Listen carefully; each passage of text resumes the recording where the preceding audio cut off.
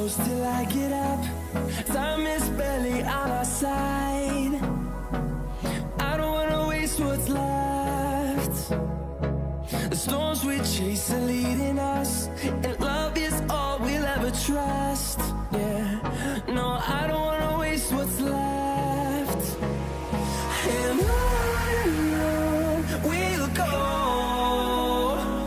through the wastelands, through the highways, till my shadow turns to sun rays. And on we'll go, through the wastelands, through the highways, and on we'll go.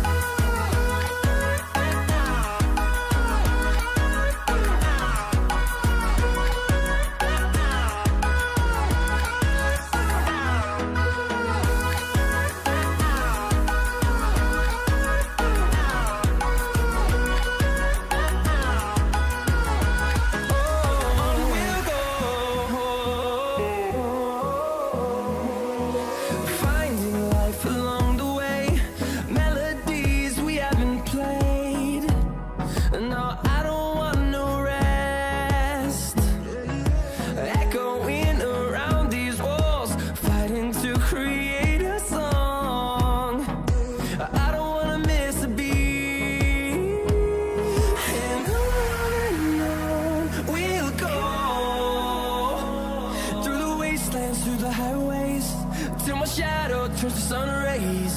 And on we'll go, through the wastelands, through the highways, and on we'll go.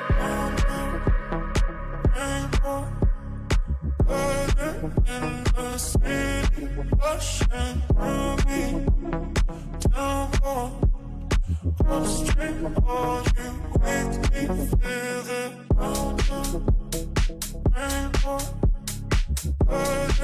In the city, rushing through me, down more upstream, all you make me feel it. Rushing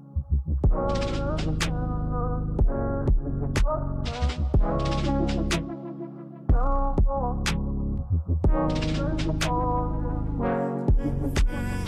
Down the rainbow, burning in the city, rushing through me, down more upstream, all you make me feel it. Down the rainbow, burning in the city, rushing through me, down more upstream, all you make me feel it. Down the rainbow, burning in the city, rushing through me, down more upstream, all you make me feel it.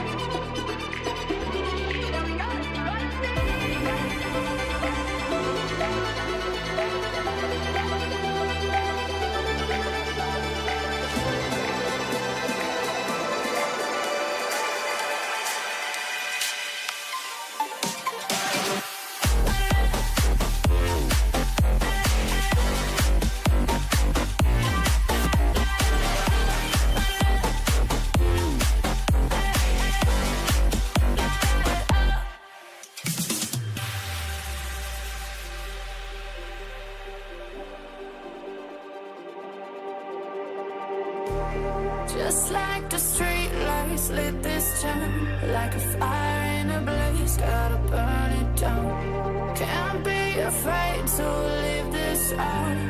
We got this far, don't know how. I see danger in your eyes. They know we'll burn down the night. Coming just like the sunrise. You know that we gonna light it up tonight. We gonna light it up tonight. We gonna light it up just like the sunrise. We gonna light it up now.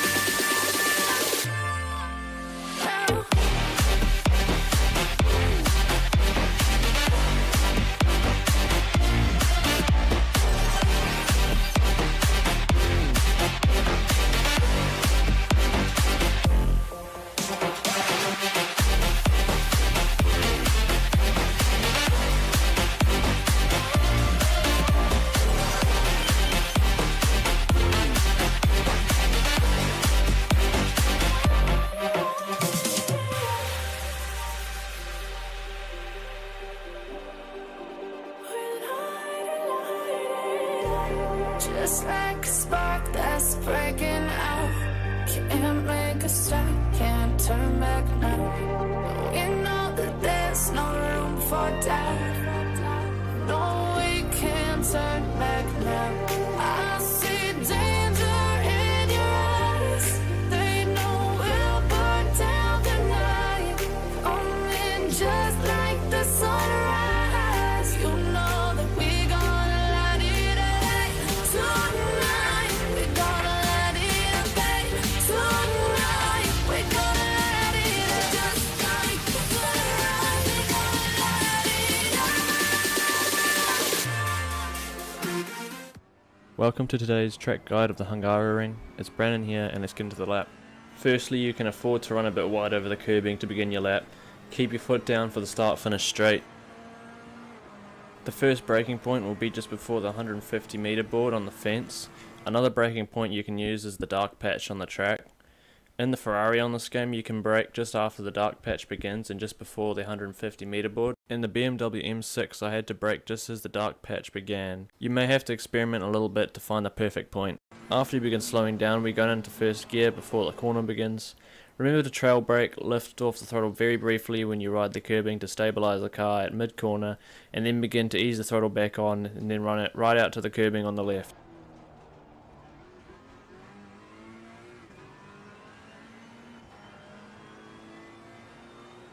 Next we move on to turn 2, which can be a little more tricky. In the Ferrari I brake just after the curbing on the right begins. In the BMW I brake right as the curbing begins.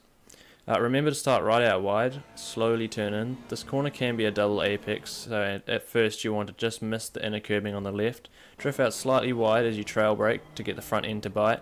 You might even need to coast slightly and just miss the inner curbing on the second apex to avoid unstabilizing the car and ease the throttle back on. Make sure to bring the car right back to the left as we need to decrease the turning angle for the next corner as much as possible. If the conditions are good, we should be able to take this corner flat out in most cars. The Ferrari gets very unstable if you hit this curb on the right, so do your best to miss the bump. The BMW seems to be able to take this bump pretty well. You can run out wide on the exit, and we now aim for the next turn. At turn 4 we want to be parallel with the curbing on the right to begin with. In the Ferrari we can brake just after the curbing begins. With the BMW it might be better to brake just as the curbing begins. We want to put our car right over the curbing on the left, but the Ferrari can't afford to go too far over the curbing as it becomes extremely unstable, whereas the BMW absorbs the curb much better. As we hit the curb we want to lift off the throttle slightly to stabilize the car, and immediately after we pass the curb we want to get back on the throttle and bring the car back out to the left. For the next turn, brake just after the blue and green walls end and trail brake right into this corner to keep the car stable. Keep close to the inside of the corner, and around halfway through we need to ease the throttle back on carefully to stop flicking the rear end out. Run right out onto the curbs, and now we approach the chicane. This part of the track is probably the hardest to get right, especially if you are hot lapping. In this game the track limits allow you to cut right over the chicane, but it is extremely bumpy and is very easy to spin out on. I'd suggest only to cut the curbing if you're hot lapping or maybe qualifying. If you want to race, I would recommend just keeping some wheels on the track. For this example, I'll be going as fast as I can and cutting right over the corner as much as possible. I first place the car right to the left, brake as the curbing begins, and shift down to second gear. Turn in early and avoid the orange sausage curbing. On the second part of the chicane, you can't cut too much, and you can still be thrown off the track really easily if you mess it up. So try straighten up the car and stay parallel with this line on the left. While going over the chicane, I'd say be very careful with your throttle inputs, as the slightest mistake can end up with you facing backwards. I haven't mastered cutting the chicane, and to be honest, I'd rather just take the chicane normally, as it is more likely that your car will stay on the track after you get through it. If you've survived this part of the track, then run out on the curbing on the right and prepare for turn 8. Brake as you reach this pole on the right, aim right over the curbing and coast over it to keep the car stable. Once the car is steady again, you can accelerate a little and get the car back to the left. Touch the brakes gently, shift down a gear to get the car right on the inside of this turn. At the apex, put the throttle back on and run over to the curbing again. Turn right and then left again and keep the throttle right down because this corner is flat. Be aware that if the conditions are bad and the track is slippery, then you may have to lift off the throttle slightly. On this game I have found that if you ride this curb on the left, it'll pull you and spin you out, so avoid that, even in the BMW. Bring it back out to the curbing and brake shortly as it begins. Coast slightly, keeping the car steady, and once you reach the apex here you can put your foot down. Run over the curbing on the exit and bring it up to turn 12.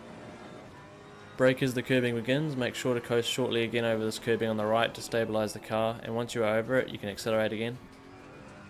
Move over to the right, brake just after the Assetto Corsa sign. Trail brake for this corner and make sure you have a late apex. Start off wide and begin to accelerate as the corner ends. Avoid wheel spin at all costs and make your way to the final corner.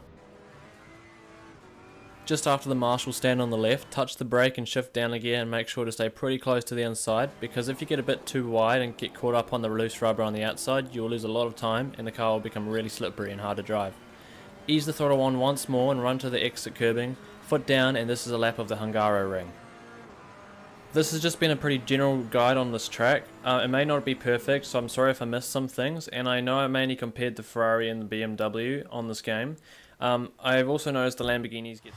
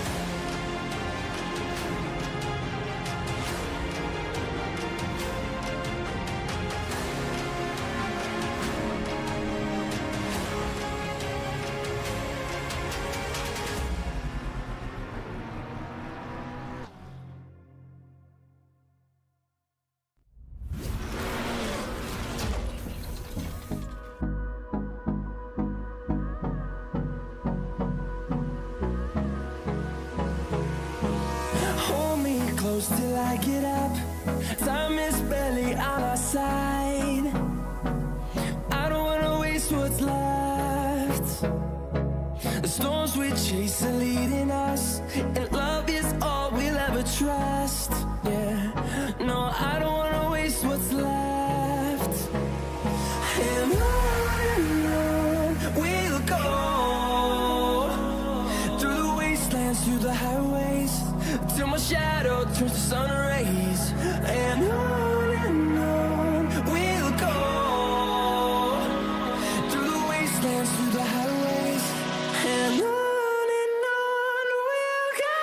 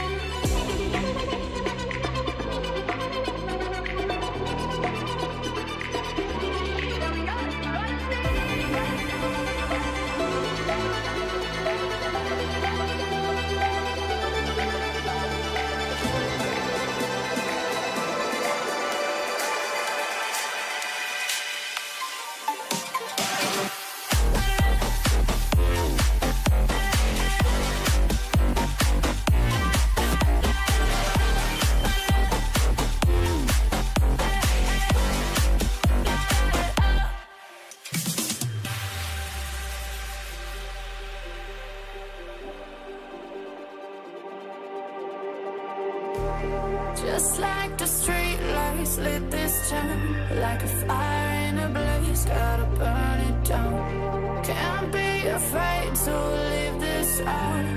We got this far, don't know how. I see danger in your eyes. They know we'll burn down the night. Coming just like the sunrise. You know that we're gonna let it away. Tonight, we're gonna let it away. Tonight, we're gonna let it away. Just like the sunrise, we're gonna let it away.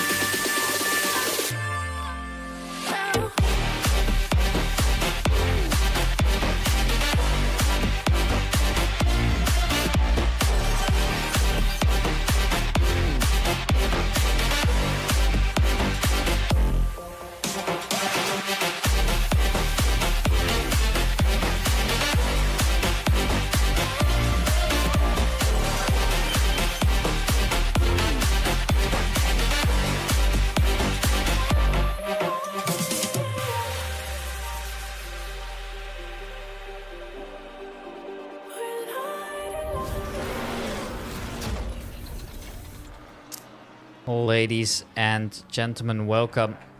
I hope you guys are all feeling well. Welcome to another stream, and this time we are going to be watching 2 30-minute races here over at the Hungaroring, which I'm very excited for. It's going to be a lot of fun.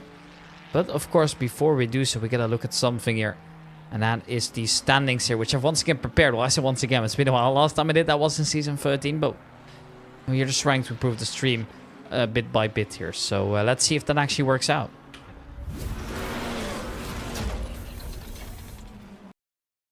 And here is the order for the first race we are going to be watching here. It is going to be a pro standings led by Damian Konchik. Then it is Adrian Hanowich in P2. Couple points behind him, roughly 15. Then Terry Fredrickson still in P3. And these four are well ahead of the rest here. And then after that, it's rather close between David Hill and Elliot Watts here. Fighting it out for 4th and 5th position. Emma Plate in a stable P6, followed by the two Germans of Oliver Juik and Nico Handke. And then it is Tommaso Bocci in P9 as well. And only on 1 point behind him is Dan Pickles. And they're Brits looking to score some good points this time all around as well.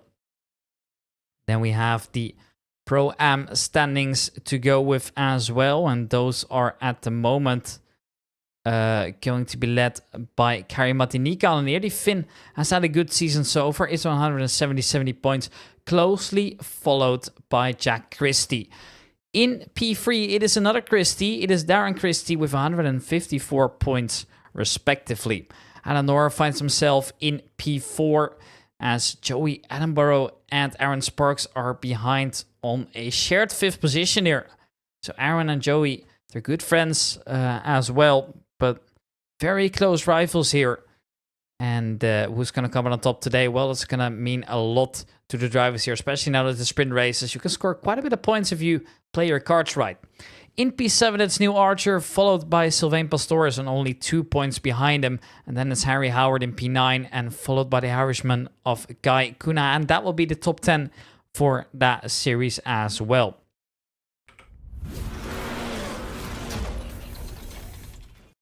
All right, practice is officially over now. It is not going to be that much longer until we get into it here. There's a maximum of 2 minutes of waiting time before the qualifying gets underway here. Now, as always, we've prepared a couple things here to make the stream look a little bit nicer. And that includes some driver cams as well. We're going to be ending the day with interviews as well. So it's going to be quite a bit of fun here. And I can't wait for that one. It's going to be quite intense. But I know it's going to be great. We're just waiting for the last couple drivers to come in. Then we can get ready. I just saw that Aaron Sparks got a kiss from behind by Chris Tedder, I believe that was. Don't know if that was intentional. It might have not been Chris Tedder, actually. It might have been one of the Christies. Yes, that was Darren Christie, I believe. It's CHR, so my mind immediately went to Chris. But that's not the case. It's not Chris. Don't worry. I would never do victim blaming. Of course, I would never. Now, we are going to get into it rather soon here. It's only a maximum of 1 minute and 20 seconds of maximum waiting time here. Kai Kunan's still out there on track, and so are two others. That's Chris Tedder. And the other car is the number 29 car. I believe that is Stigi. Yes, that is Stigi indeed. So we've got a couple here that we are just going to be waiting to finish on. I mean, they've only got a minute to do so anyways. And the Hungaroring is a track we don't see very often, so it's going to be quite a bit of fun to see how that one actually ends up going down. I personally can't wait for that one. And, well, I don't know what the prediction's going to be for me. I think that during the sprint races, obviously now you don't need to pit. It's going to favor the drivers that are just able to the drivers that are just able to push it to the limit a little bit more. Drivers that are not necessarily worried about tire management. But obviously now that it's wet as well, I'm trying to think who are the original rain masters here, but this time it's really well. We've already seen a couple drivers here saying that the conditions didn't really favor them. So we'll see how that plays out a little bit later here. And as Guy Kunahan's going to cross the line in any moment, now we are going to get starting here. This all out in qualifying this time for 15 minutes. So let's hop right into it, shall we?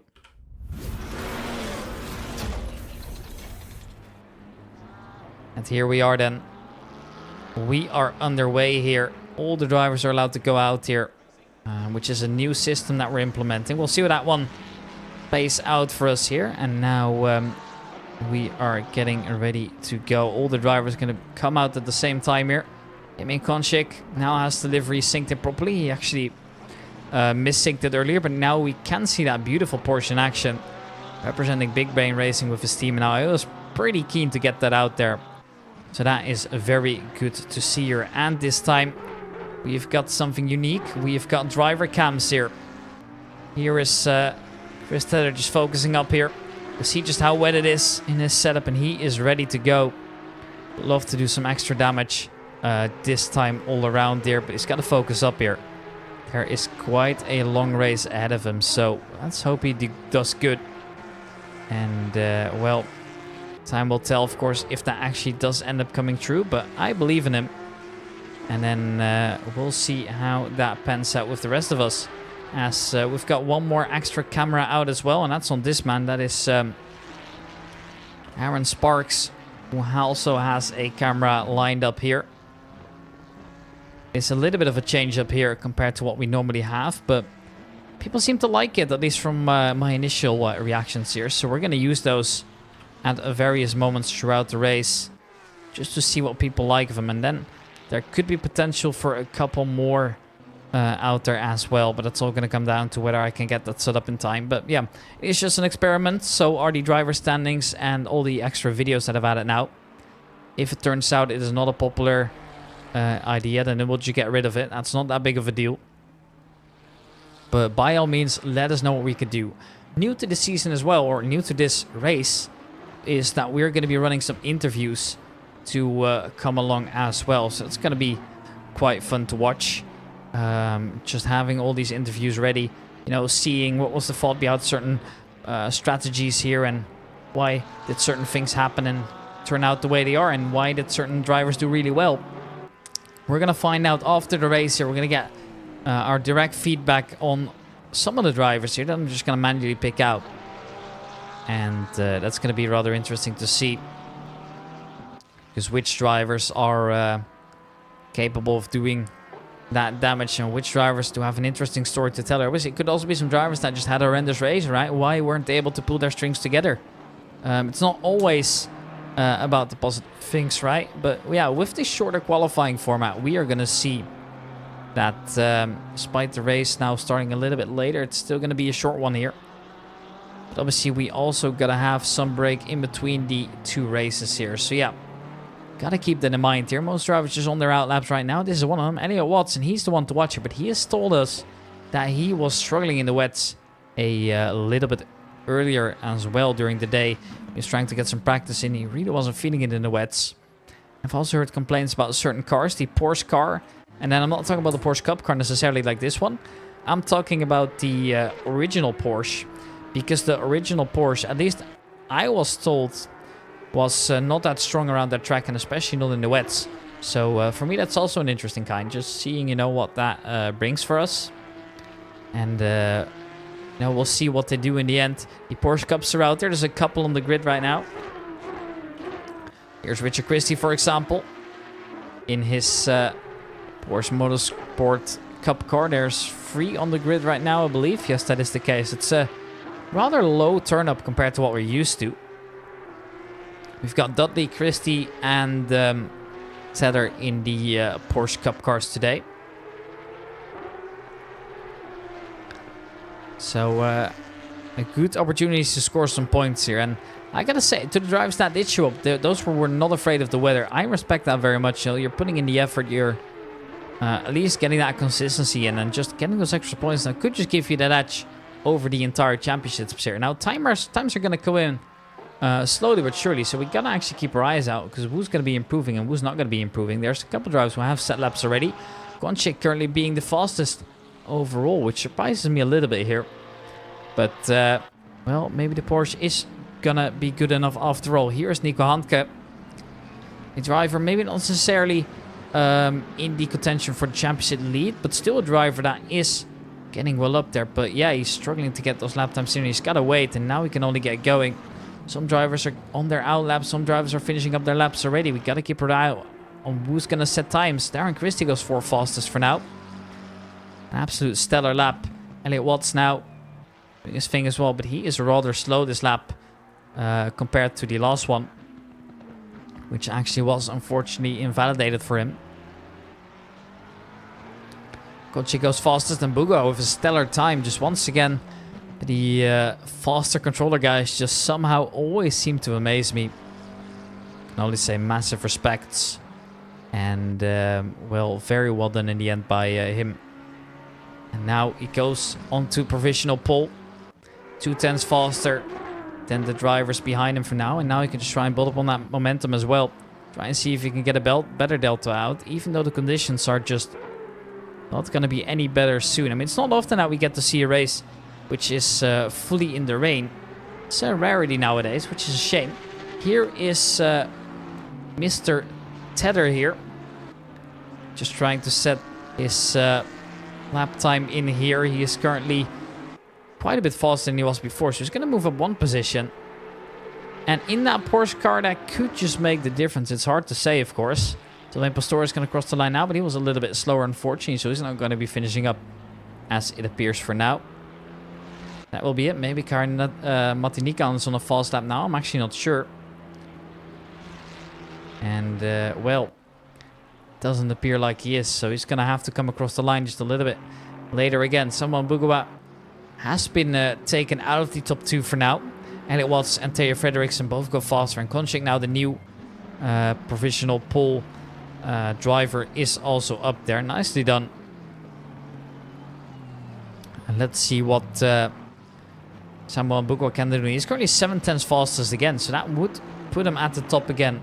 It's going to get rather close to ask if he's actually going to be able to beat out that pole position. For now, it's all going to come down to how well he gets on there. And I think he should just have this. I could be mistaken, but that looked rather quick. And that is going to be Samuel Bugua to put it on a provisional pole. An African in the wet. That's not a combo I was expecting. But somehow he's adapted well to the very wet Eastern European track that we are watching at the moment. Obviously, in Kenya where he lives, the weather's a little bit hotter usually. Don't really know about the rain though, gotta admit that. But considering he's doing that on a controller, I can only say massive respects. And sure, Konchik's gonna beat him out eventually, but does that even matter at that point? I'm not sure, because that is just a very impressive lap on its own. Here's Thomas Merrifield, is a little bit slower this lap, and that one small mistake is just gonna cost him. Invalidates his lap that way. And, well, that was a good opportunity wasted. Unfortunately, here's Dan Pickles running a new livery in his Lamborghini. He's looking ready to go now as well. Well, it's actually changed. He's got a little bit more of black accents in now. He's got Pickle Rick over at the front as well, just hidden in. And as he parks up, we're just able to enjoy that car a little bit here, but making sure he's getting out of the way. Doesn't want to get into the way of any of the other drivers here. And as he keeps going now, we're going to see what this lap time will be in just a moment here. We got to wait for him to get all the way around, of course. Here is Joey Attenborough. And Joey is currently 2.3 seconds faster than his current lap time. But he's got plenty of time to gain still. I actually don't think this is going to be good enough to even gain 1 position. I think that Joey is just not able to tackle the weather as well as he would love to. As he comes around that final corner, it's going to be 2.5 seconds shaved off here. Considering he is still all the way back there, it's not going to be good enough. It's going to be 5.4 seconds off the pace here for now, as he's looking to do better a little bit later. Here's Oliver Dewick. We mentioned him before in the overall standings, and unfortunately this time around he's not going to be improving his lap on. Elliot Watts is now 20 seconds slower, so it appears that he's had a moment or two there to go off. And so does Nico Handke. Maybe they've waited for each other. I could imagine them working together here. The German Brotherhood just using each other to be a little bit faster. Here's Jack Christie then. And Jack Christie is currently looking rather quick here. So 1.7 seconds. But obviously the BMW of Thomas Merrifield is just kind of getting in the way now. So he is using that slipstream to his advantage. But then it's going to be rather awkward to get by. And as they both just drive to the absolute limit, Jack Christie's lost quite a bit of time. And in the end, does improve significantly. Where Thomas Merrifield lets go of the gas there. And he's going to be leaving just a little bit later on. Here is Kari-Matti Niikanen then. Looks like we've had a spin from Joey Attenborough as well. So unfortunately he's going to have to abandon his lap there a little bit. And Kari-Matti Niikanen to cross that line. In P6 at the moment. Would love to get a little bit closer, but whether he'll be able to do so or not, well, time will tell, of course. Now, who else is there out on track? This is John Dudley, another Porsche Cup driver. Is currently the slowest out of the 3 that we have on the grid, but is now looking to improve by at least 3/10. Would put him right between the other 2 Porsches here. So the Porsches are really close in pace, actually. They're going to make some good racing this time around. I can feel that already. As the gaps between Christian and Richard Christie is only roughly 3/10 of a second here. Impressive stuff we're seeing out of the Porsche Cups here, honestly. Now, who else is there? Joining, crossing that line soon. Time will tell. Here's Dan Poole. It's currently half a second quicker than he was before. Currently stood in P8, looking to at least go onto P7, but I don't know how much more is possible here.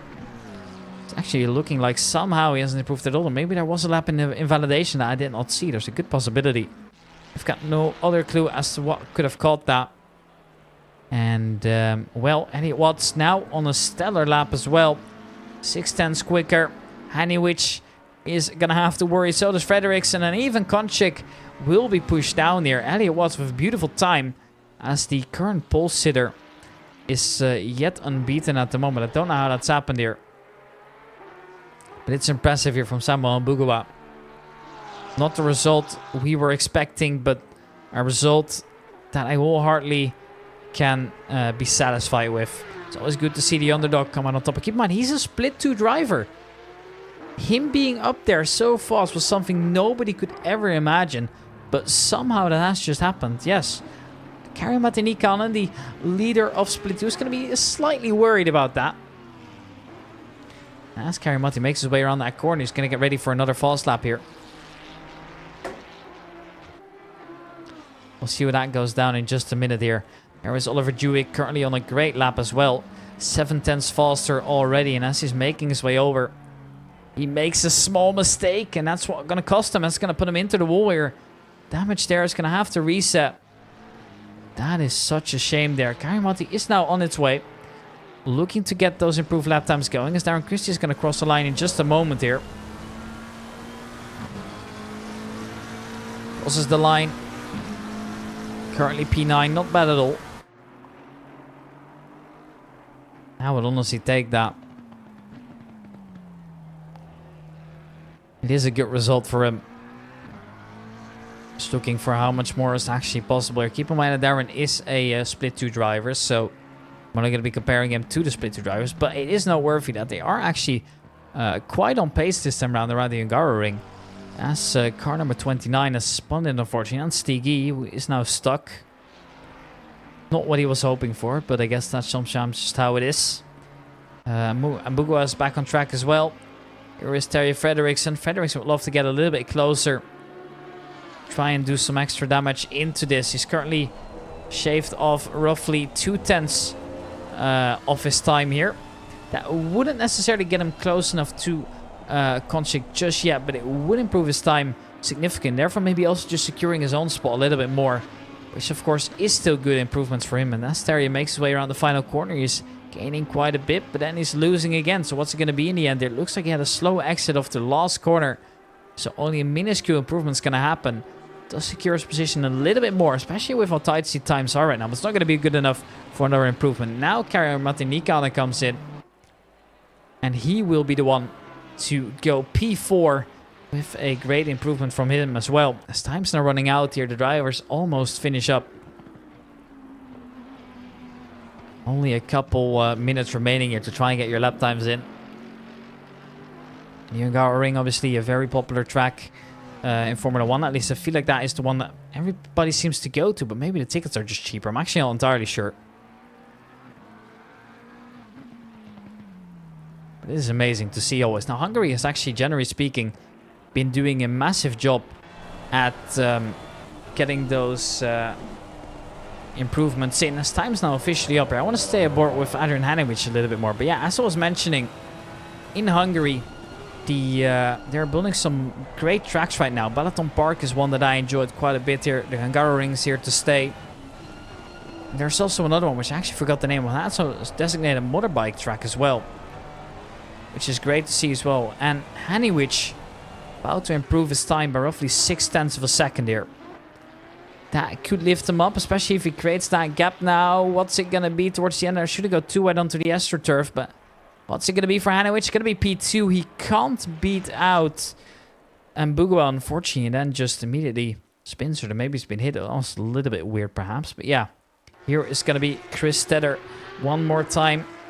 Going to cross that line once again. This time a 4/10 improvement looking possible, but it's not going to net him any positions. But he does secure his position a little bit more, so Dudley's going to have to do quite a lot here to improve on that time later on. And most of the drivers actually aren't improving their times anymore. Who actually is? Konchik is.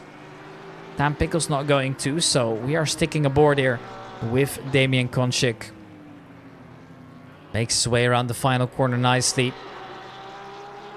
Love to just get a little bit more out of this. And as he crosses the line, what's it going to be? It's going to be pole position for Damian Konchik here.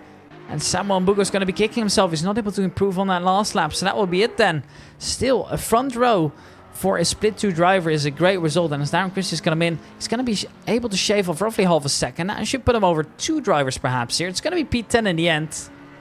And that will be the qualifying it. All right, ladies and gentlemen, we are going to be taking a small break and we'll be back when that race is about to start.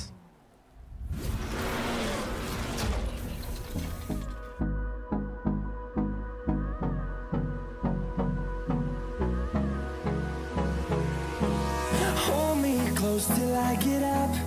Time is barely on our side. I don't wanna waste what's left. The storms we chase are leading us, and love is all we'll ever trust. Yeah, no, I don't wanna waste what's left. And on we'll go, through the wastelands, through the highways, till my shadow turns to sun rays. And on we'll go, through the wastelands, through the highways, and on we'll go.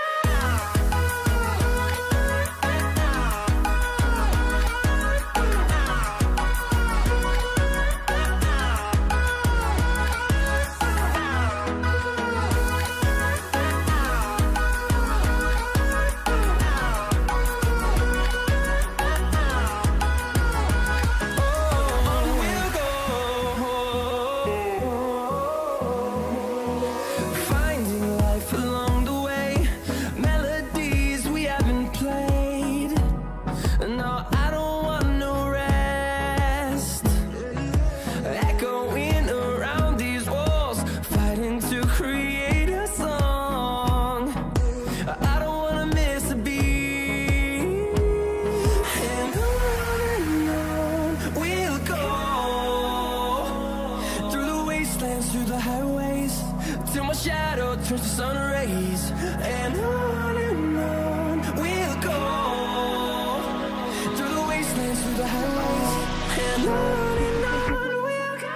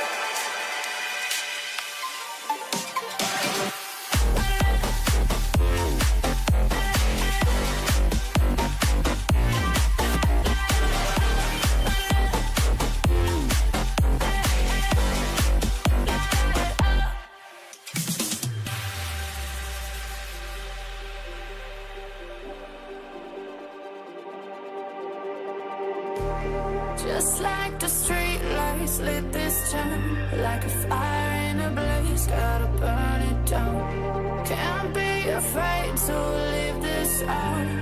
We got this far, don't know how. I see danger in your eyes. They know we'll burn down the night. Coming just like the sunrise. You know that we gonna light it up tonight. We gonna light it up tonight. We gonna light it up just like the sunrise. We gonna light it up.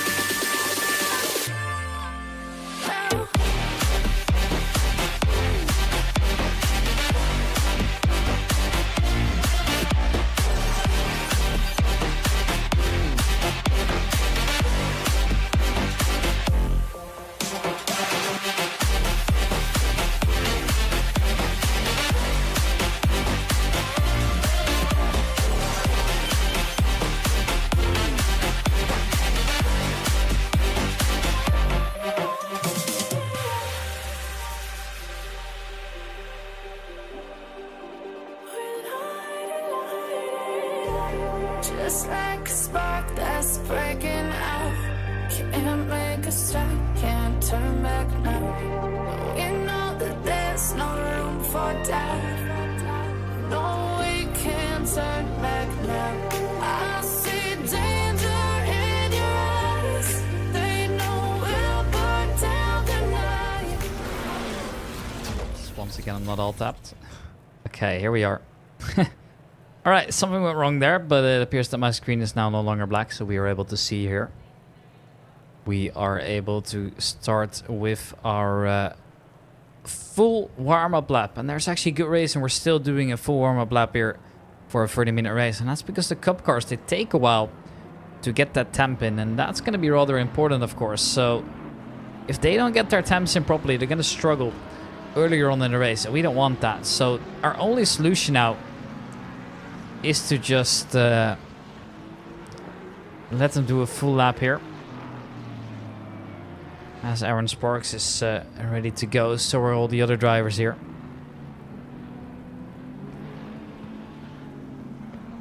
It's good to see some innovations on the stream as well. It's been a while since we've gotten creative with them. But I think it most definitely adds here to the stream, if I gotta be honest. And I also would like to invite the community to try and think with us here. What else could we be improving to work on the stream, make it better? We are currently in the process of getting an overlay made. That means the overlay that we are now using is going to be gone, and it's going to get replaced by a proper Amigos Racing League overlay, which is something that we've been lacking for quite a while, at least in my opinion. So it's good to see that we are improving all our stuff now. There are two of the Porsche cars all together. Dominic Gies has joined in later, so has Harry Howard.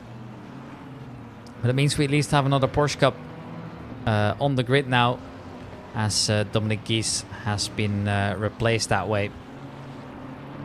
So we'll see how that goes in just a moment here. All the drivers are just making their way through the second sector here.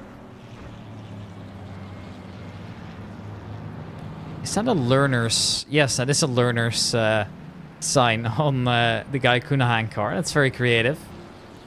I like that. I like that quite a lot. It's got Live Invader as well. It's gone all out GTA mode. Bisswasser as well. Obviously the most well-known sponsor out of the entire GTA series, probably. It's good to see that we are getting those changes in. Here is Chris Stetter then, doing what he's best at, focusing up right now for the race. Knows he's got plenty to do to keep the Porsche cars behind him, and that's going to be the biggest challenge for him now. And where he actually would be able to, time will tell. It won't be easy. That's a guarantee.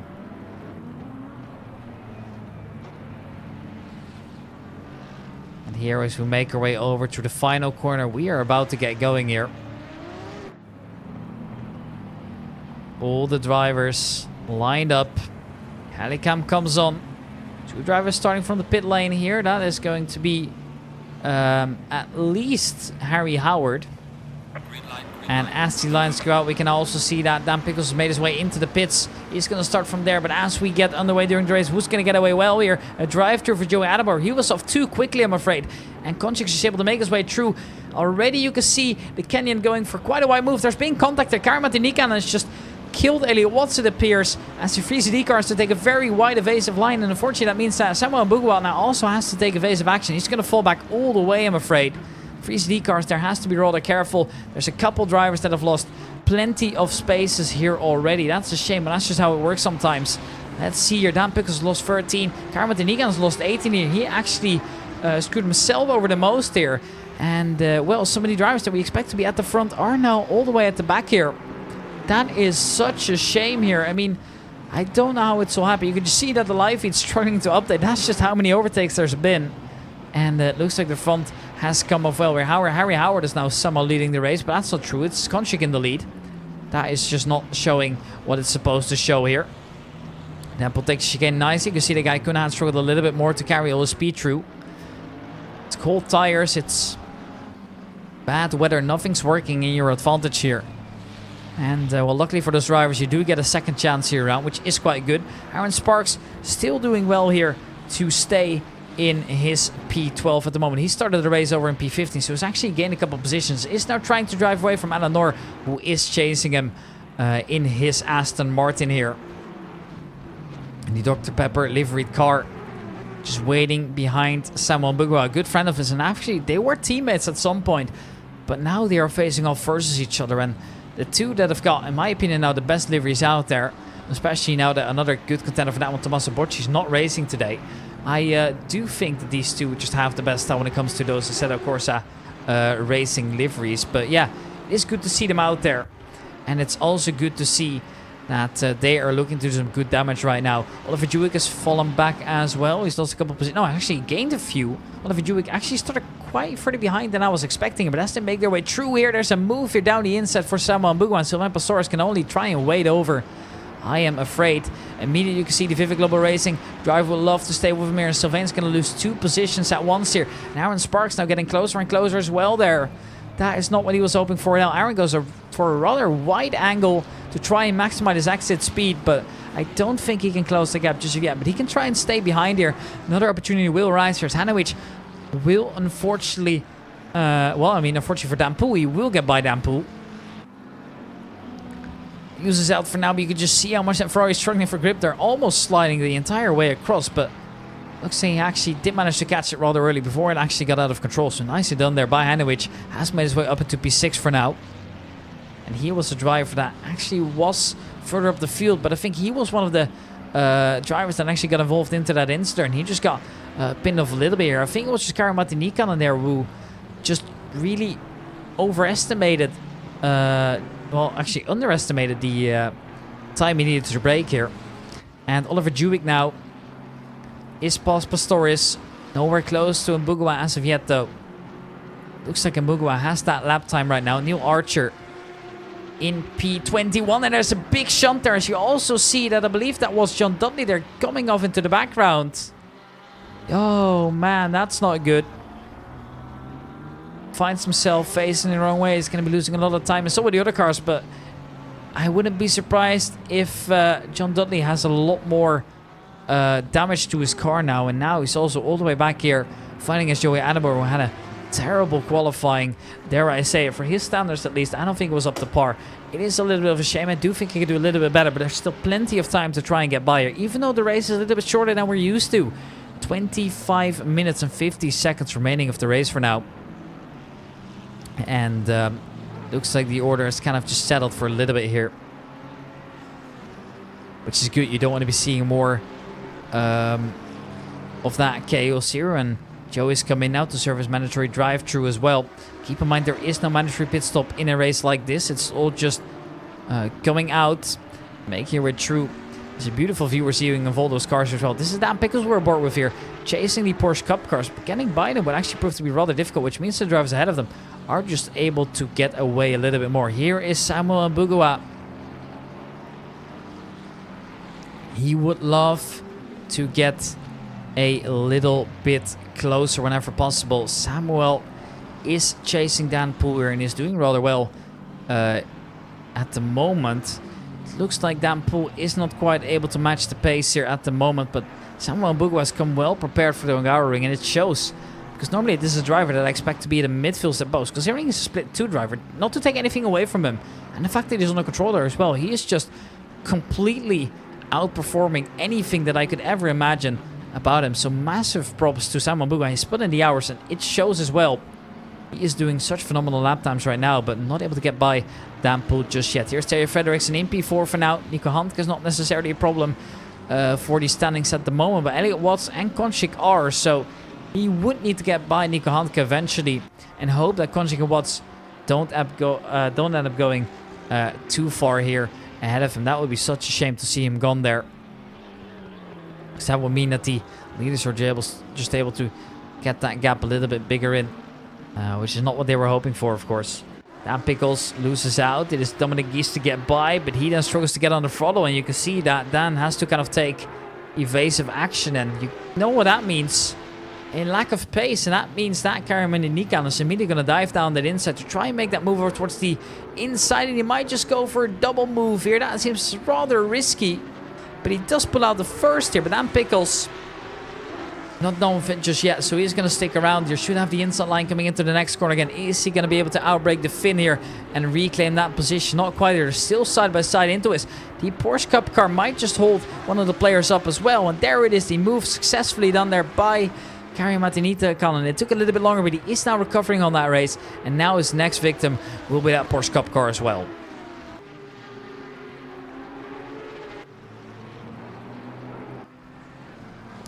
Here's Darren Christie chasing Aaron Sparks. This is what it looks like for Darren Christie and to see what it looks like for Aaron Sparks right now. Let's see how relaxed he's feeling in that car. He's looking rather focused here. Doesn't really seem to move or talk much here, so he is just fully focusing on that game right now, hyper fixating on what he needs to do. And that is to hold this driver behind for 22 more seconds. And whether he'll be able to do so, time will tell. Time will tell for sure. And Stan Pools made his way past Sam Wambugu again. It was Wambugu to overtake him for a tiny bit here, but it looks like despite the massive qualifying time that he's put in, he is now not matching those lap records of the drivers that are currently driving at the front here. So maybe he was just feeling really comfortable during qualifying. I am actually not sure right now. Here goes Samuel Buguado, makes his way past Dan Poole, and unfortunately he's just parked over on that racing line. So unfortunately Dan Poole is just not able to stay with him here.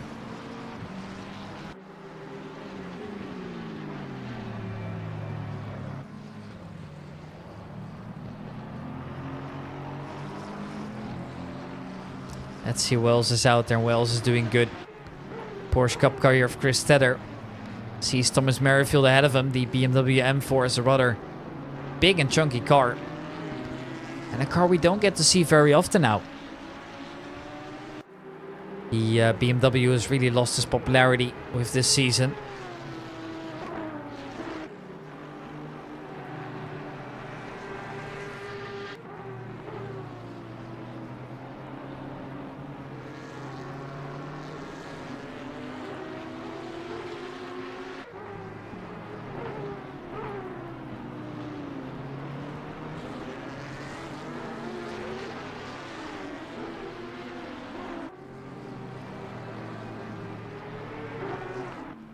Darren Christie now wheel to wheel with Aaron Sparks, but Aaron Sparks is not keen on giving up just yet here, so he is staying ahead for the time being here. Very well defended there by the American. Would love to just stay away from Darren Christie, but Darren Christie is absolutely not happy at the moment. He would love to get by, but just hasn't really found his way around yet. Now obviously time will tell. He might be able to pull it off again, but at the moment it looks like Aaron's just focusing up and now would really like to just get away, and that is a rather wide liner for Darren Christie. I don't know how much that's gonna be compensated here, and actually it looks like he's right up all over him again. But it looks like Aaron is gaining ever so slightly, so with a bit of luck, we won't have to deal with the pressure anytime soon.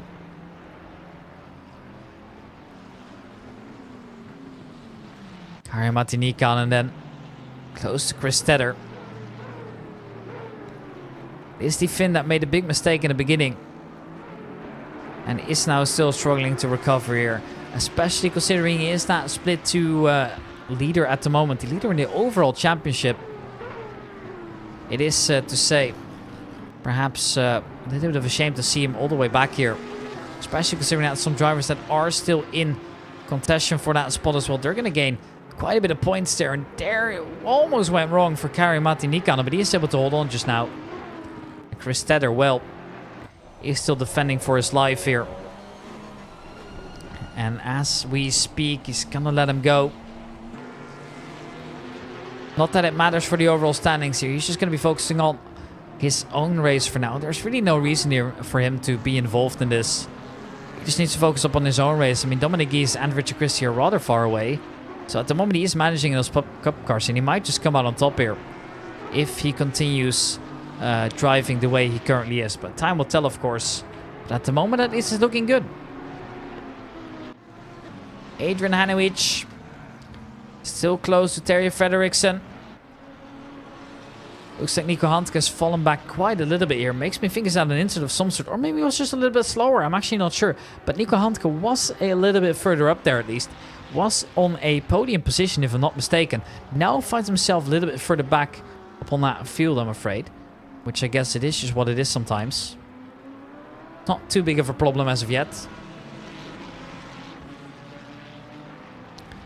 But Hanowich would love to get by Frederiksen here, at least extending that lead a little bit more.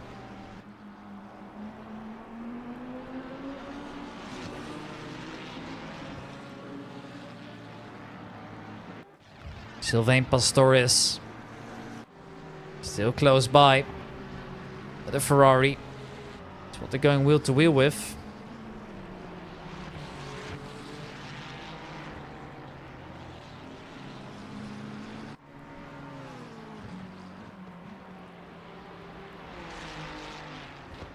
Sylvain now looking for an opportunity to try and get by Guy Cunahan. Hasn't managed to do so quite yet here. Is able to stick with him here. At least.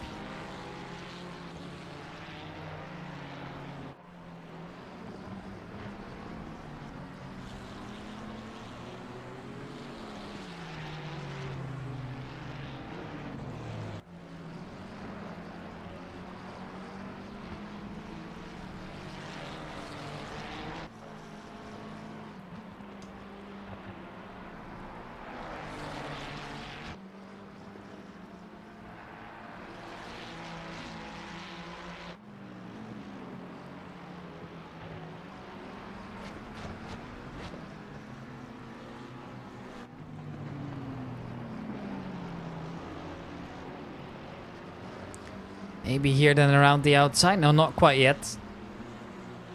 Is looking. Thomas Merrifield in the meanwhile does gain one, but it's not over just yet here. Kairi Martinican is just looking to get by here. And actually has managed to do so here. A rather wide line from Thomas Merrifield. Might see the other driver next to him give it a go. I'm not sure what the move's going to be here. Time will tell, of course.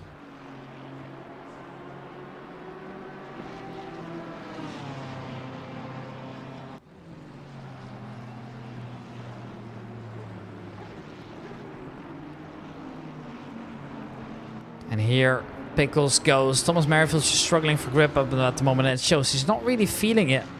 At least from what I can see, he's just not really getting to where he would like to be.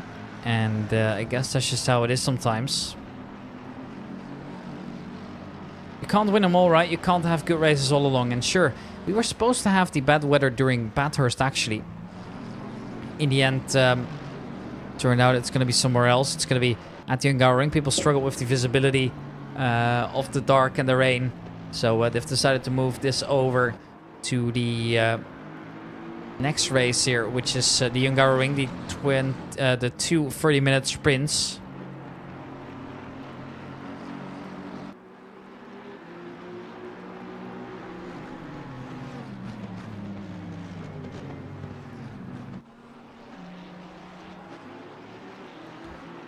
And now, what I wanted to point out as well is, look at this man.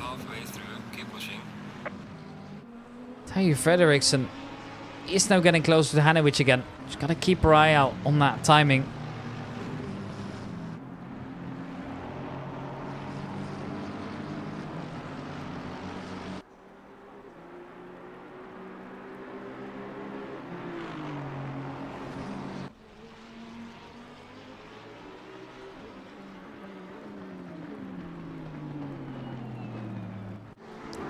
Here goes Dan Pickles. Just wants to get a little bit closer. Don't know whether he's going to be able to pull off that move, but he is chasing here. Harry Howard's got to drive through in the meanwhile. He's going to have to serve a little bit later on. And Joey Adamo already on 2 laps down there. That was not what he was hoping for at all. The rest are all just on lap 8 or 7. He's the only exception to that at the moment. I see he had that drive through a little bit earlier. That's kind of cost him already. And also wasn't having the fastest races here. Here's Guy Cunahan now. Sven Pastores is his first target, but then you've also got one driver behind him as well. That's going to be Darren Christie. Would love to get a little bit closer and would love to get a little bit involved as well. Now look at this. All the Porsche Cups are now at least in positions next to each other, so they kind of have found their spot over. But whether it's going to be enough, I'm not sure. Harry Howard comes in to serve his drive-through penalty here. It's going to cost him quite a few seconds. I'm hoping he doesn't speed in the pit. That would just be even more awful. Then he'd have to try again a little bit later, just doing the exact same thing.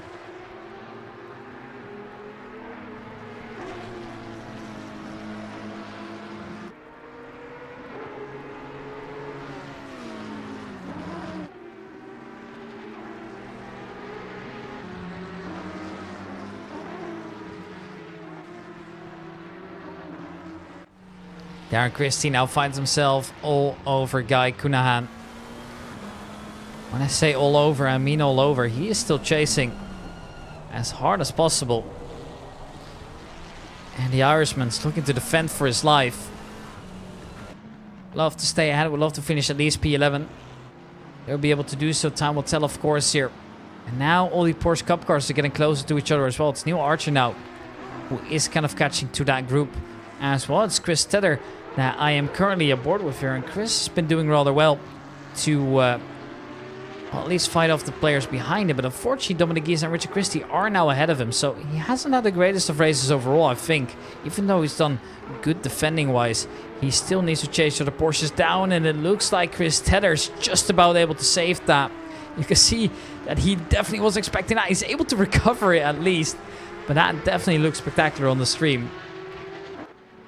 And as Guy Cunahan here makes his way away, it's going to be Darren Christie that goes for a move down the inside. And that's a successful move as well.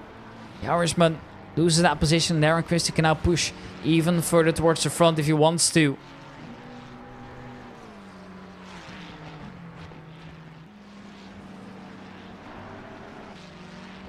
Just is there time? I mean, there's only 11 minutes left in this race.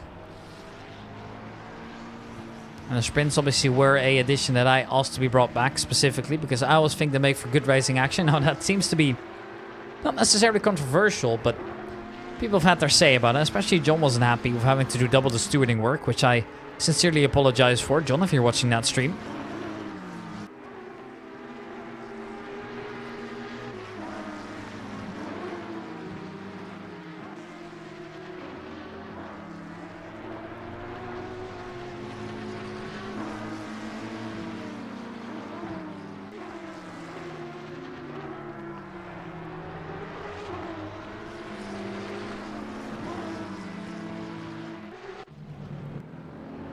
Jack Christie.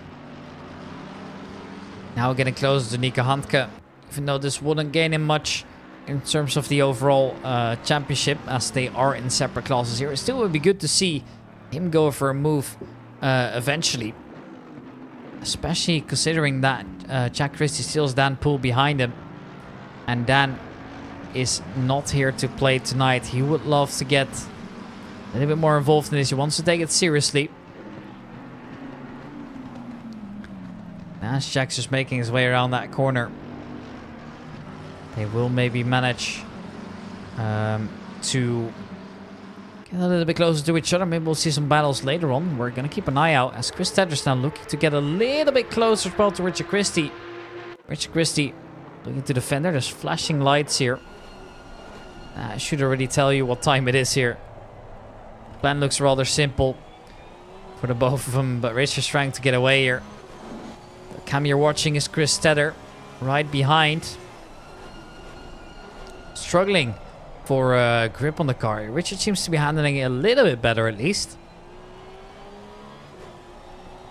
And why that exactly is, I'm not sure, but definitely seems to be a difference between the two in terms of grip. Richard just seems so much more comfortable in the car right now. You can tell because he's obviously Chris is a seasoned veteran, right? So seeing him like this surprises me a little bit. Is still doing quite well, of course, and considering most of the drivers in the Porsche Cup haven't even bothered showing up, this is just a way to get 3 points here. Dominic Gies would love to get a few, especially considering he didn't even get to qualify, and somehow he's now leading the group of the Porsche Cup cars, which is more than you could ever dream of here. And with only 9 minutes to go, it's going to be defending as hard as possible to try and ensure that he takes all the maximum points home. As obviously both races are going to be rather important here for the standings. And starting off well in the first race would just be incredible. That would be such a great start to these two races, of course.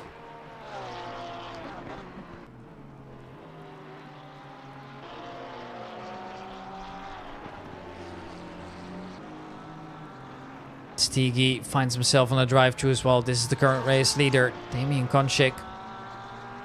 Driving in there, doing his own thing. Oh, he only needs to worry about the gap behind. The rest is just not really a problem, especially considering the other drivers that he could catch up to later on. They are gonna be, you know, be met way too late. I think they'll be able to. I don't think they'll be able to overtake him again. But Richard Christie makes a mistake, and that means that he is now the closing cup car here.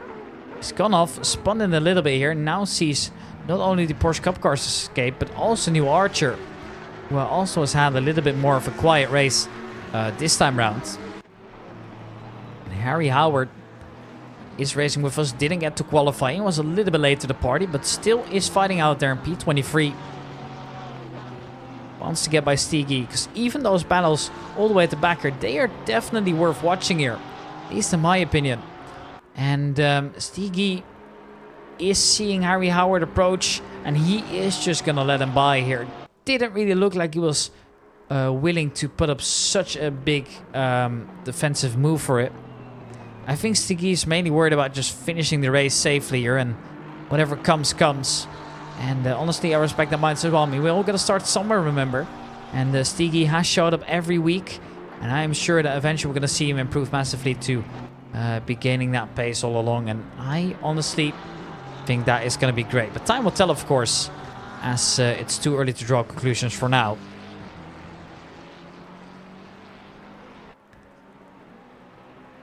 It appears most drivers are kind of just driving in those big gaps. I mean, these two are still relatively close. They've got 0.6 seconds between the two. And Sylvain Pastorius and Darren Christie, these have been fighting for a little bit longer. And are going to continue to do so all the way across. Once again, Steegy has found himself in a drive-through. And driver number 22, so that is once again Richard Christie, has gone off there. I want to see that one in the replay here.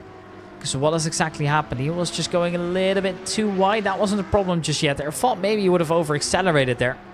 Steers into corner. It's looking all alright for now. But where is that mistake then? Is it here on the AstroTurf? Yes, that's where he starts sliding. And face first into the barrier. That's a shame here, but that's going to put him at the back once again. And Chris Tedder's not able to make it by. Chris Tedder is slower on paper, but he seems to be making a little bit less mistakes now. That's giving him that edge now. Sometimes consistency is key, remember that. Aaron Christie utilizing the maximum of the track there. Would love to get to Sylvain Pastorius, but he seems to be handling it quite well in P10. He's putting in rather consistent laps at the moment, and Aaron Christie would just have to give it a little bit of a bigger push to try and get by.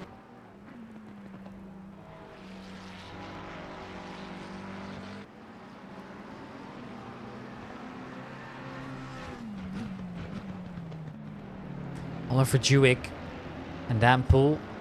Oliver Dewick being one of the oldest races that we have. Quite fun to see that all the drivers that we have are just such a diverse group of people from, I believe, 3 continents if I'm not mistaken.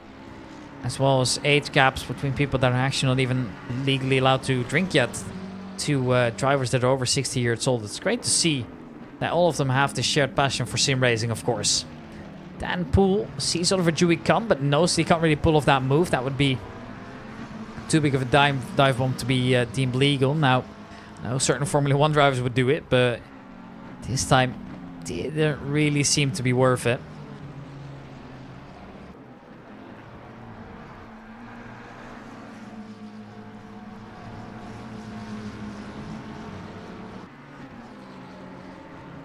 Oliver Dewick makes his way past now.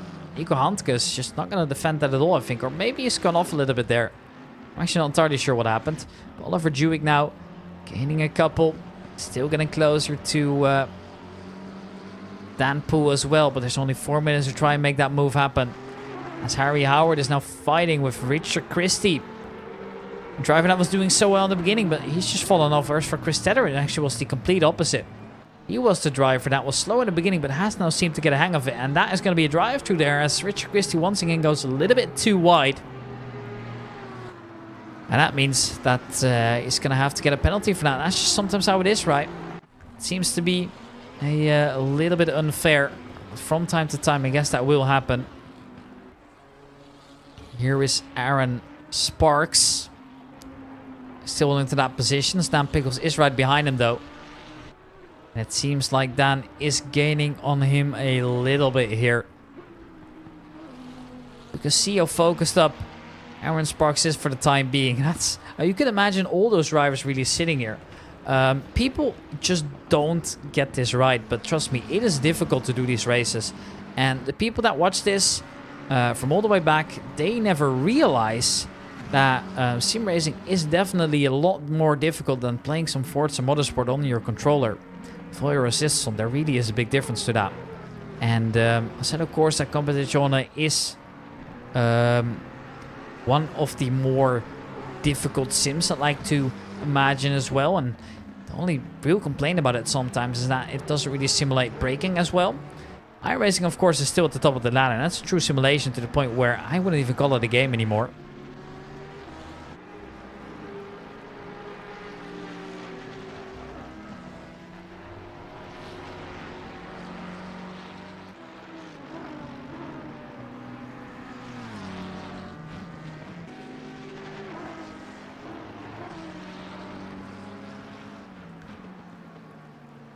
Darren's still close by, and it's actually getting closer and closer by now. It's just only 2 minutes remaining of the race. It's going to have to pull a move soon. And if he'll be able to do so, he's going to be gaining that position, which could just give him that edge now in the championship. Knowing that Sylvain is still dangling around that P8, P9 mark. And the Ferrari driver definitely in a position where a lot of things could change around. Final lap's being called here as Konchik makes his way across the line. He's not going to be able to finish up another lap here. So most of the drivers are going to be crossing the line just one more time to get into their final lap. And that will be the last opportunity to try and get by. And speak about getting by, Elliot Watts has a look here, but keep in mind they are teammates. So I wouldn't really recommend going for a move here if it's not necessary. You see they've got the matching liveries with the Dragon on. They look absolutely stunning, at least in my opinion they do. Really like the liveries that we're seeing here. And if we're doing a livery contest again, which I think we would do, then I wouldn't be surprised to see that all these drivers, well, would vote for a driver like this. Or well, rather, a team like this. As obviously both of the drivers are running similar liveries. They are not going to be completely identical. That's impossible, of course, as they're very different cars. But we'll still see, of course, that they belong together and that they've been doing so well to just match those liveries together. And honestly, I think they're one of the best looking on the grid right now. All right, we're going to see 24 drivers finish here. So we have seen one disconnect over time. I'm actually not sure who that is. Time's running out for Darren Christie to try and get by here. The order is currently as follows. It's Damian Konchik in the lead. Hanowich right behind, and then there's Elliot Watts as well.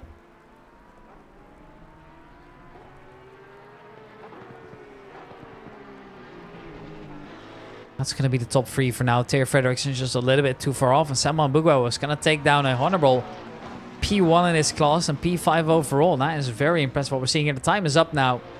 Damian Konchik makes his way around the final corner, and we have the winner decided now for the first sprint race of the two here. Hanowich coming up right after.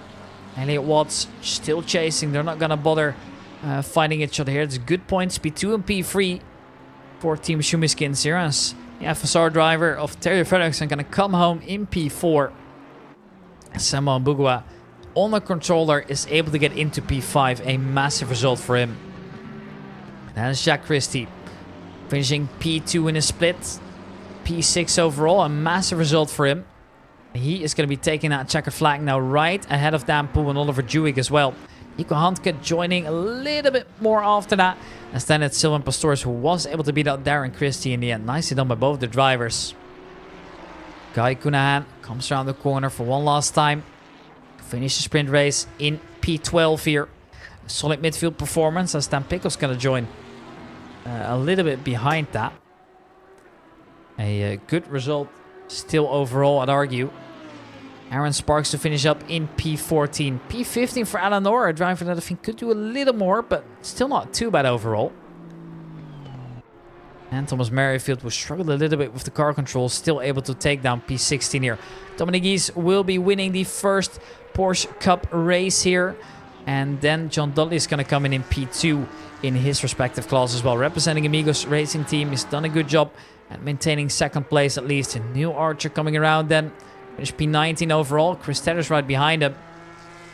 And he is going to be taking down P20. That means his P3 in his class. Rich Christie had already come in a little bit early now, and I see you come in. It's only waiting for the last driver to come in. That's Joey Adamar, and Karimat Nikanen has decided to not finish race. Ladies and gentlemen, we are going to be taking a very small break before we're back with the preparation for race number 2.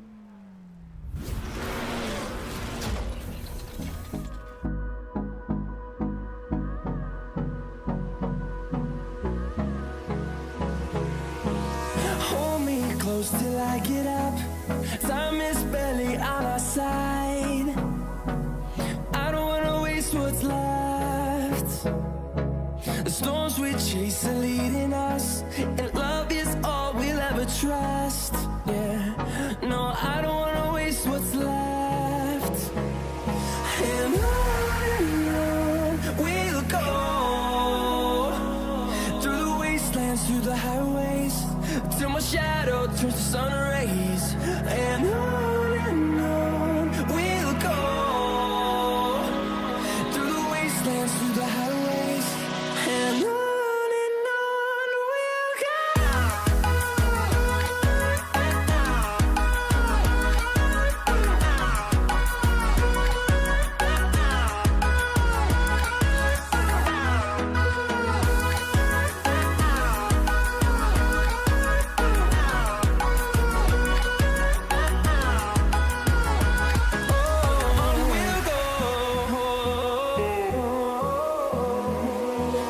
Finding life along the way, melodies we haven't played.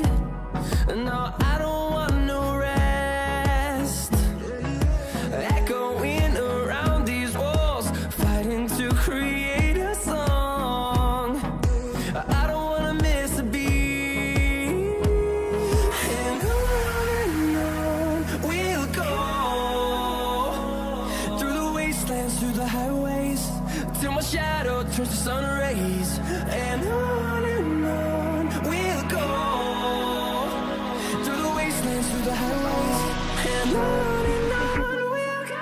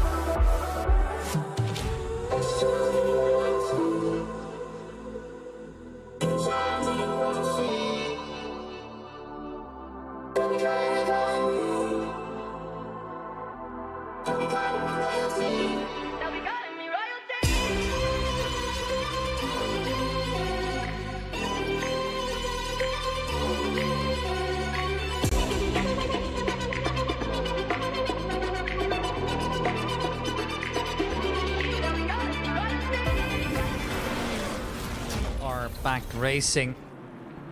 Or at least back qualifying here. There's 15 minutes here for all the drivers to get out there and set a new qualifying lap. Let's see if the same people are able to just perform to their absolute maximum here. And I will be right back here as my mouse is just notifying me that it's dying. So I'm quickly going to get a power bank for it to ensure that it does not run out of power all the way. Because then I might be in trouble broadcasting the entire thing. So give me just a moment, lads. I'll be right back.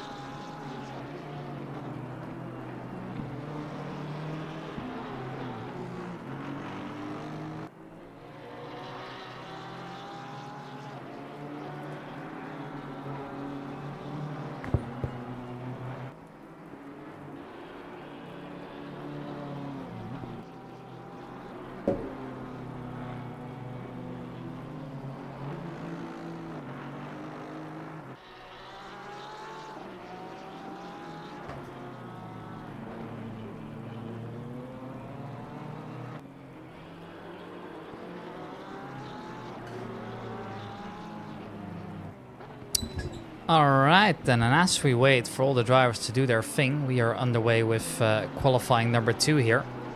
All the drivers just trying to put in their lap times. Time will tell to see how much they're able to do this time around.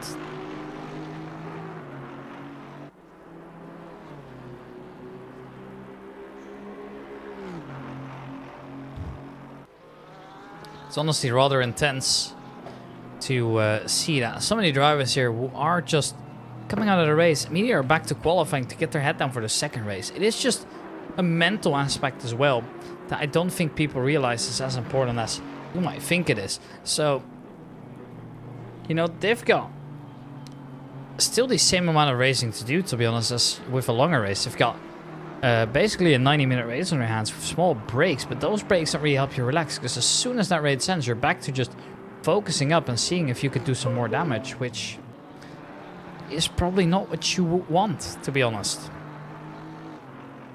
So massive respect to these drivers that they're all able to do it, because I would never be able to here. But as the drivers are just all going to come in and finish up their opening laps, they're able to put out those lap times. Then we are just getting back to racing here, which is good to see. Now, of course, Harry Howard's able to qualify. Last time around, he couldn't do it, but now he can try and get that performance in that he was dreaming of earlier.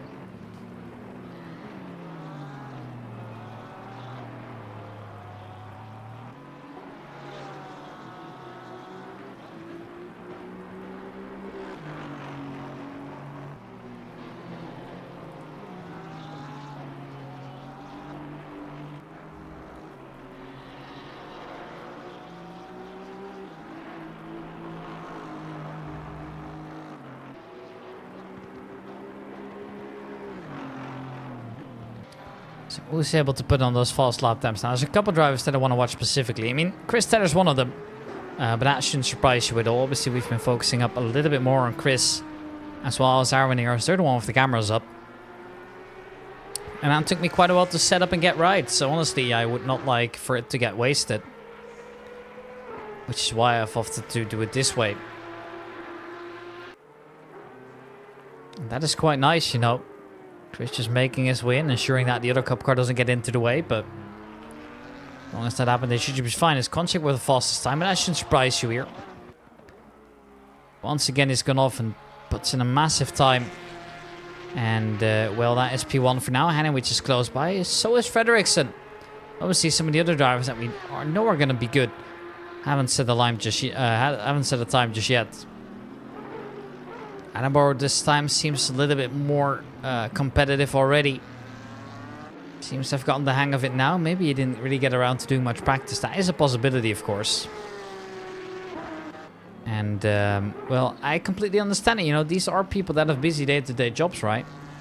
As we see car number 24 line it up as well. That is Harry Howard now going for his first flying lap here. Ross was invalidated, so therefore it doesn't count over, I'm afraid. That's just how it is sometimes.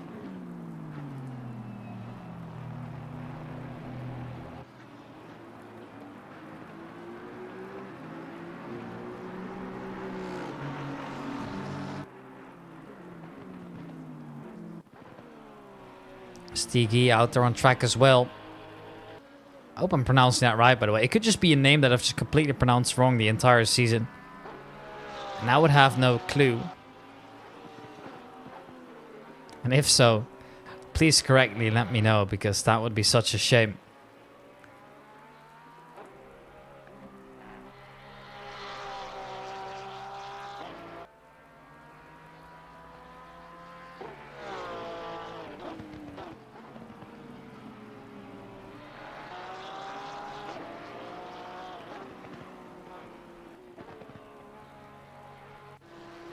Who else is putting in lap times at the moment? Sylvain Pastores goes 5th fastest for now with 1:53.677. Not bad at all.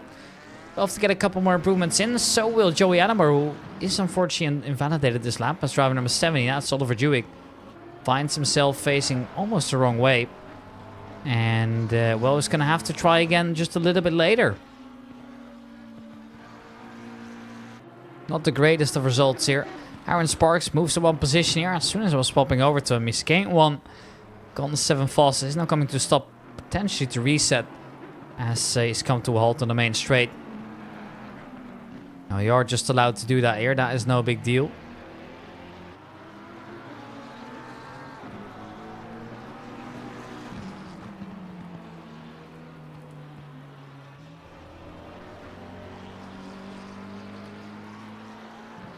And who is now going to come in with laps? Driver number 29 is ready. That's Stigi.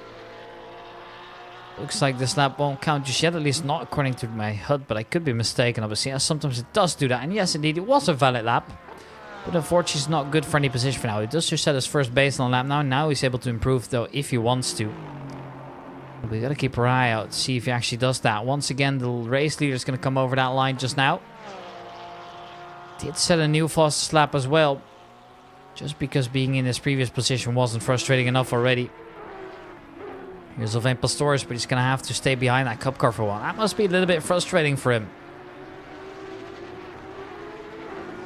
Love to get a little bit closer. Would love to do a little bit better, but no, he's going to have to just let him go for now and call it a day.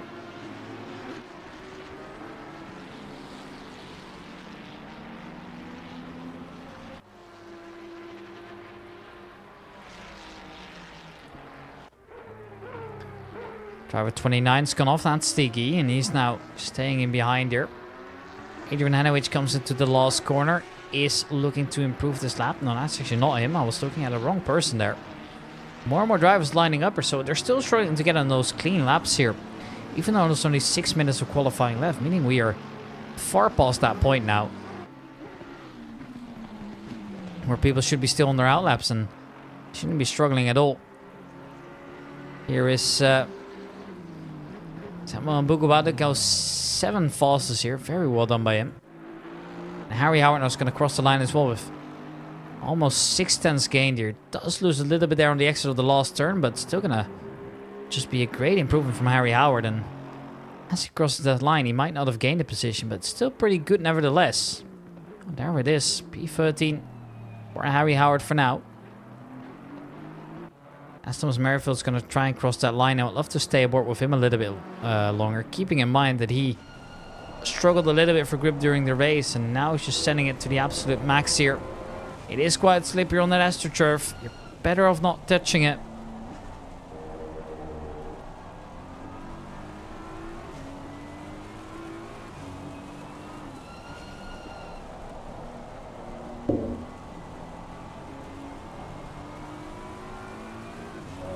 And as Thomas Merrifield's going to cross that line now, what's it going to be? P16 it appears. Not up there with the big boys as of yet, even though we'd love to. Chris Tedder, however, might just put in a stellar lap here. He is going to be improving massively here. That's going to be P15 though, still. Not what he was hoping for, and as he's going to come to a stop here. He's going to reset into that pits, and here is Aaron Sparks then. looking to improve on his current lap time. He's in P11. That would be a midfield position for him.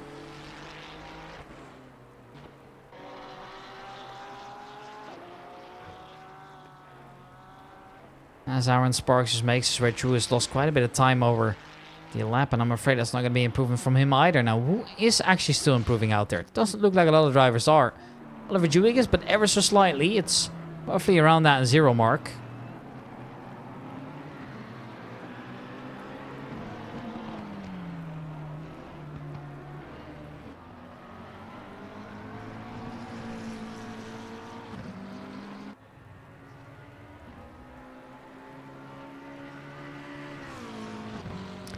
And well, it is an improvement by 0.02 of a second. Improvement is improvement, I guess, but I was hoping for a little bit more.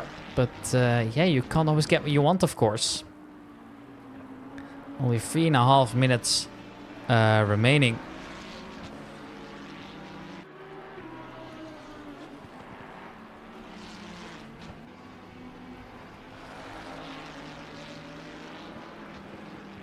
Who else is going to come and improve on that lap time? Pastores is currently trying to set a lap time. Now it's roughly a second faster than his previous attempt. And it looks like he is just doing so well right now.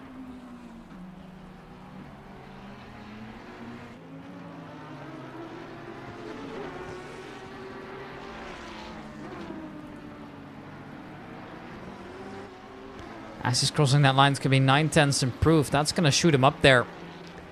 Immediately he's here to play, and that is going to be P6 for Sylvain Pastores. What a beautiful lap that was. Comes in with massive improvements, and he'll take that. Now, who's still improving out there? There's quite a few. Dan Poole is going to improve here. He's over a second quicker than his last previous attempt. And also roughly a second quicker than his best time overall. He's going to shoot up to P8 there. That's a great result from him. Just what he was hoping for. Most of the drivers coming in have either elevated the lap or, well, that'll be it. Who else is going to be able to improve? It's hard to say, really. Dan Pickles might. Now his Delta's in the red already. That was a little bit slower out of the exit than I would like to see, and therefore I don't know how much else that could bring him. Thomas Merrifield goes off track and just resets into that pit. Now could get out there again and have one time lap here. And I guess why not, right? Who knows what I can bring you. Aaron Sparks was slower this lap around and is going to give it one more go here, I think. He has got plenty of time to make up into this one here. And as he starts that lap, well, he's actually decided to abandon it. And that's a big surprise there. Thought he would have one more in him. Turns out he doesn't. And, well, that will be it for now.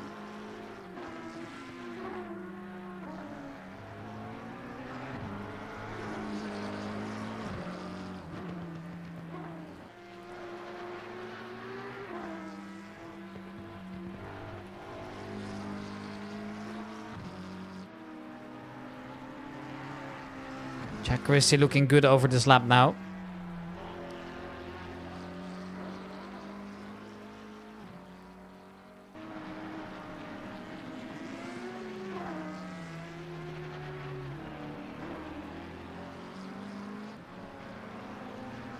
Still looking rather good out here. Keeping at it no matter what happens.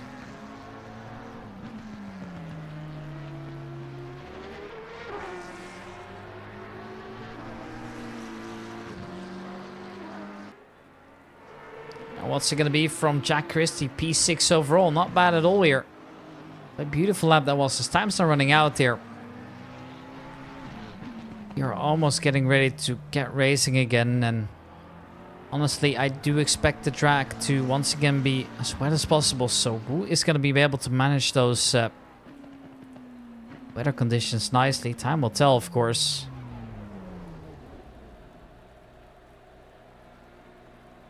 That's it, gonna be multiple drivers. There's only a couple still out there. Still looking to go, and they're a little bit further up in the lap as well. So they are now the last opportunities. Konchik's in, and Buga was in. They're the top 1 and 2. Anyway, just finished already, so here's also in. Maybe Terry Frederiksen then, but he is currently running in that red, and as he's decided to abandon his lap there, that might just be the end of him. Darren Christie is still out there as well. Love to just get a little bit closer, as it looks like Nico Handke there in the background's gone off. That'll be the end of his lap here, and Darren is just getting a green delta ever so slightly. But there he goes into the red as well, and need to improve quite a bit on that last turn to get an improvement in, and he's looking rather aggressive on that turn in, but I don't think it's going to be enough here. Comes around that corner, he is now gaining, but it's not going to be enough, I'm afraid. No, it's not going to be improving his lap. And as Chris Tedder's spun around as well, there's only one driver remaining, and that's Jack Christie here. He's also a half a second slower compared to his lap bracket here, so sure he's going to finish off that lap, but he's not going to be improving, which means that we should be getting ready to race here. It's Konchik in P1. Once again, Mbuga was out there in P2, and then it is Hanovic, Frederiksen, Handke, Jack Christie in P6, Till Wimpelstores, Oliver Dewick, Dampo, and Darren Christie to round out our top 10. All right, ladies and gentlemen, we're going to take a small break once again, and we'll be back as soon as that race is about to start.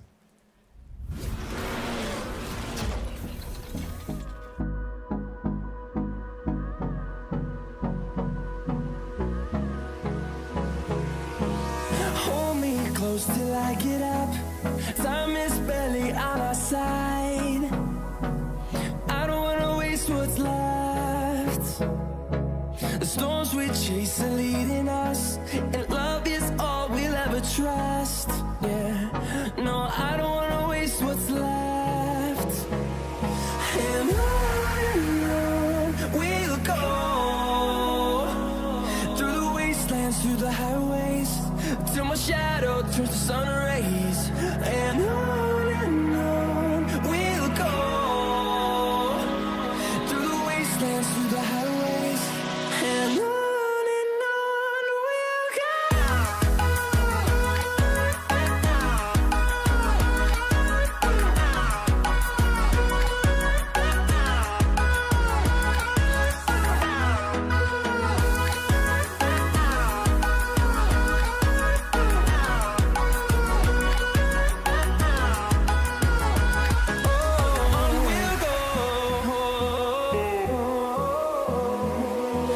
Finding life along the way, melodies we haven't played. No, I don't want no rest. Echoing around these walls, fighting to create a song. I don't wanna miss a beat.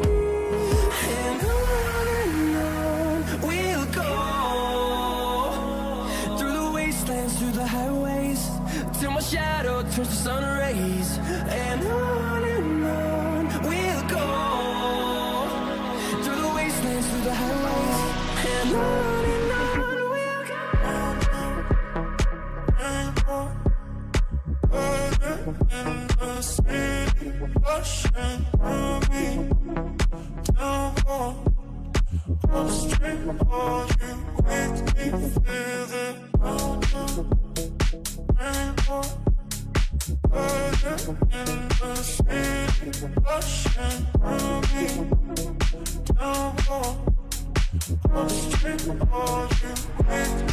Further,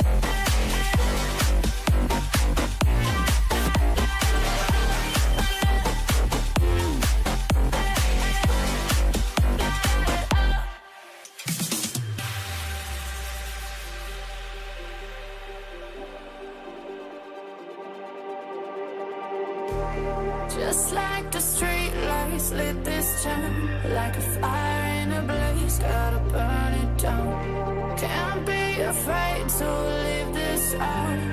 We got this far, don't know how. I see danger in your eyes. They know we'll burn down the night. Coming just like the sunrise. You know that we're gonna light it up. Tonight, we're gonna light it up. Tonight, we're gonna light it up. Just like the sunrise, we're gonna light it up.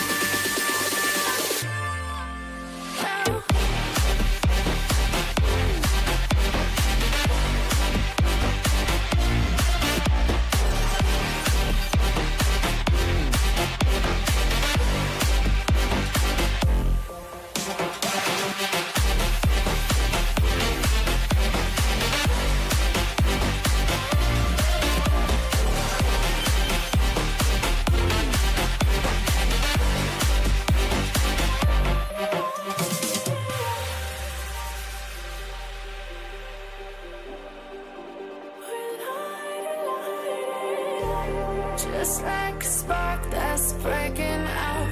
Can't make a stop, can't turn back now. We know that there's no room for doubt. No, we can't turn back now. I see danger in your eyes. They know we'll burn down the night.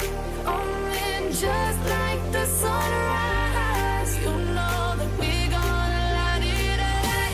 Tonight, we're gonna light it up. Tonight, we're gonna. And we are now getting ready for the final race here. Race 2 of 2 here at a very wet Hungaroring.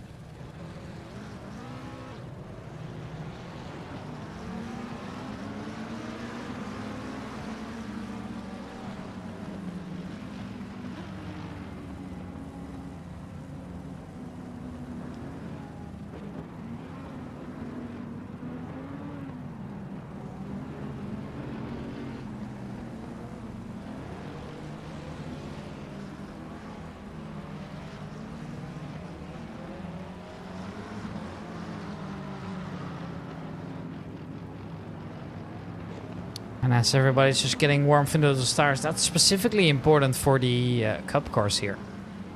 They seem to be a little bit more vulnerable when it comes to those kind of things. They obviously get no tire warmers, as I've been told, and that doesn't really help with getting temps into them. And, well, guess you will. For some reason, it appears that Chris's camera's gone off, so I can't access that one anymore. Let's hope it still works for the other driver here. I'm unsure. Yes, okay, Aaron's still here, so that's good. I could go scream at him, but don't really need to. Could just let it go.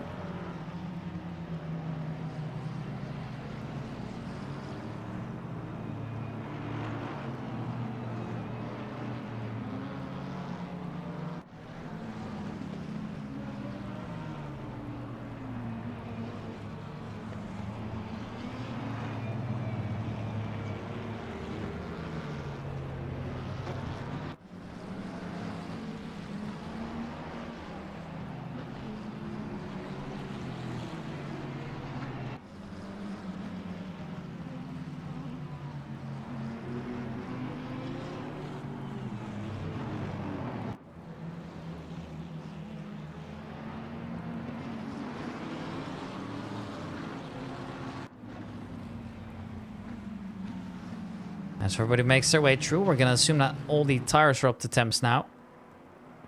Drivers will be very keen on getting started here. Obviously, we're doing a rolling start as always.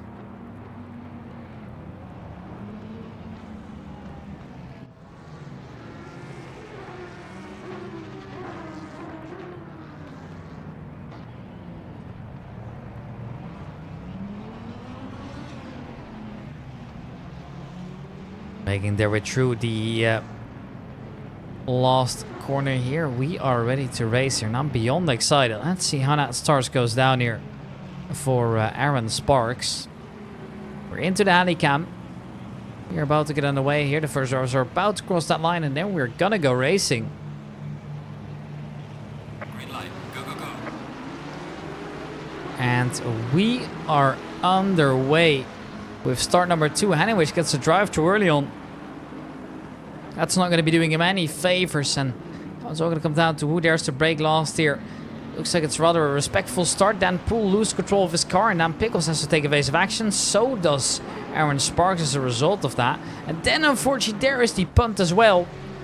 Oh no, that was a nightmare start. And well, you can imagine that Aaron won't be too happy with that here. But I wanted to say big props as well to Mbugua, who leaves quite a bit of space here, knowing that it's a wet track. And sure, he loses one position, but at least he made sure that everybody makes it through safely. At least as it comes to his part here. So I really can only say that he's done a massive job at that. But now he's fallen back all the way, it appears. What has happened? Did you just not update then? Yes, okay, that might have been the case.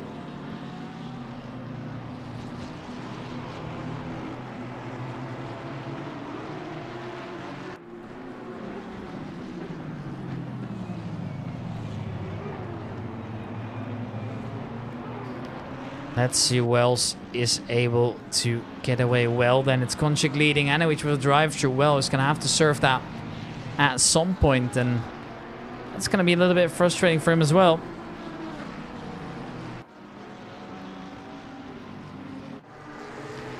Here's Chris Tedder. Then we're going to give it one more shot at the camera that he's got.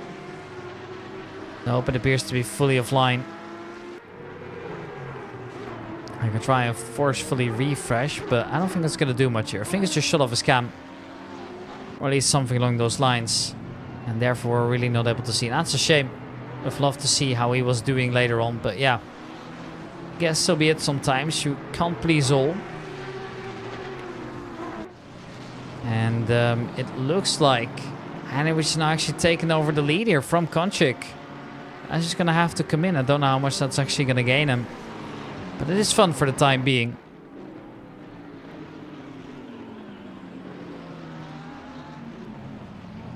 And there goes Samuel Mbugua, just slides away into the background.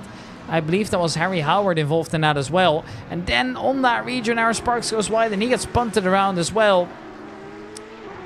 A little bit frustrating. He's able to keep the car going, but yeah, you could just see he's not happy about that one. Shows no emotions though. Like, he's trying to just hold that poker face for so long, knowing that he's going to be on the stream, and I think that is definitely playing into his head there. But oh well, so be it. All drivers are still on the grid and nobody's left here. I mean, Kari Matinikan has not returned to the server, I believe, so he won't be starting the second race. That's a little bit of a shame, but so be it. Rest of the drivers still going here. Elliot Watt's going to try moving down the inside of Chris Tedder there, but they ended up touching as well. And, well, Chris Tedder can't really do much apart from take that escape road. That does mean that Elliot Watts makes his way through, though, but that didn't look too well there.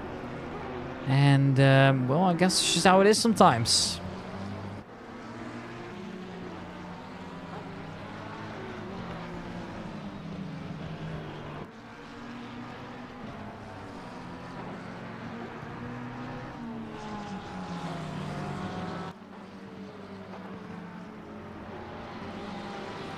And Sparks makes his way past Stigi here, does so successfully at least, moves up one again.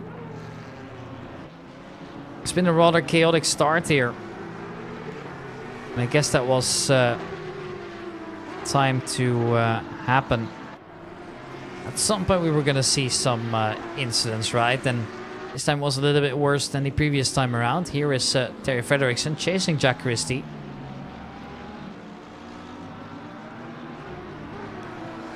Side by side for the time being. There, Frederiksen does make his way past there. Jack Christie obviously is not a direct competitor here for Jack, so he's keen on letting him go, and he's just looking to do well once again over on the second split here. He really doesn't care too much where he finishes in terms of overall position. Obviously, the only thing that matters is how he's going to do in a split, and at the moment he seems to be doing quite well in that split. So I guess there's really nothing to complain about. Darren Christie makes his way past I believe that's Guy Cunahan. That indeed is Guy Cunahan that he's just made his way past.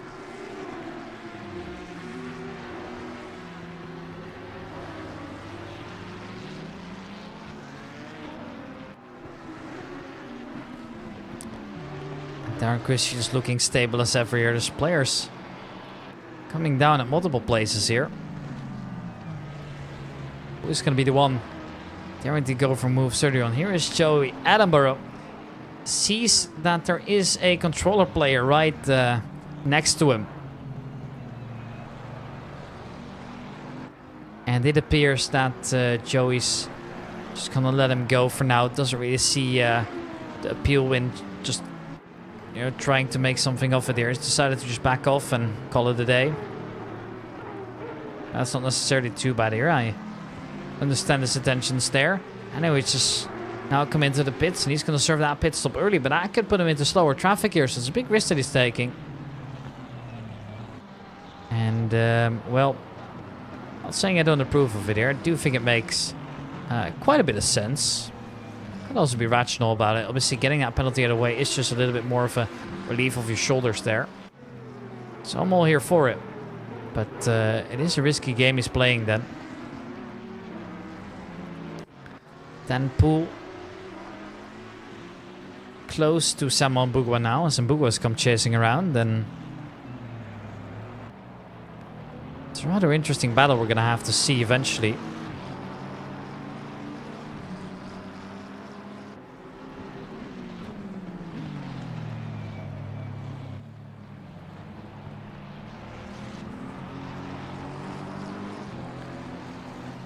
Dan Poole eventually is going to have to let Mbugua go as well. He's making up plenty of positions here. Dan Pickles sees Christetta go quite wide. And Darren also goes quite wide behind as well. It's been a very messy race, and I think that kind of goes for everybody here. And I can't tell you as to why that's actually happened, but it seems to be a reoccurring theme here. It's just a little bit more chaotic than they were hoping for. But I guess so be it sometimes. And can't win them all, that's true.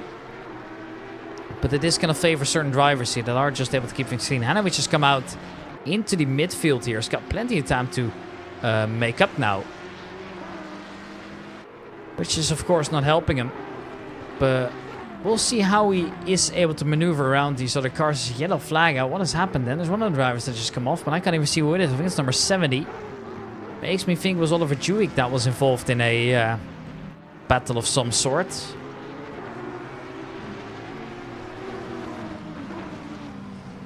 And Oliver Jewick now makes his way past nicely here.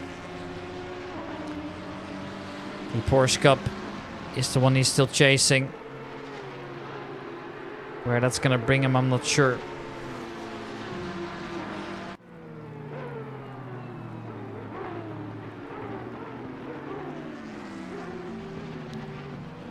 And looks like this battle's going to go on for a little bit longer. There's quite a few drivers involved in all of this.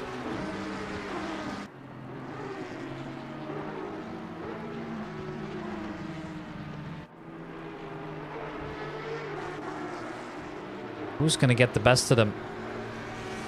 Who is going to be that one driver that's able to just escape the rest and therefore just focus on his own race?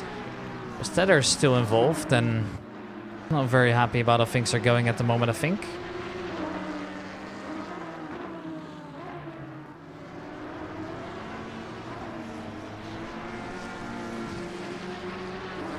This is a big group as well, where nobody's really able to escape for now.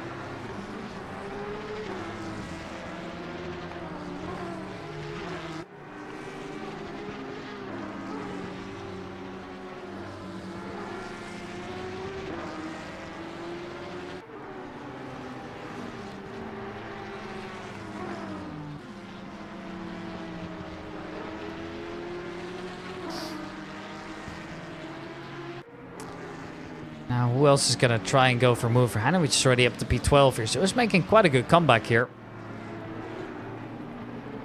Gotta admit, he's doing well.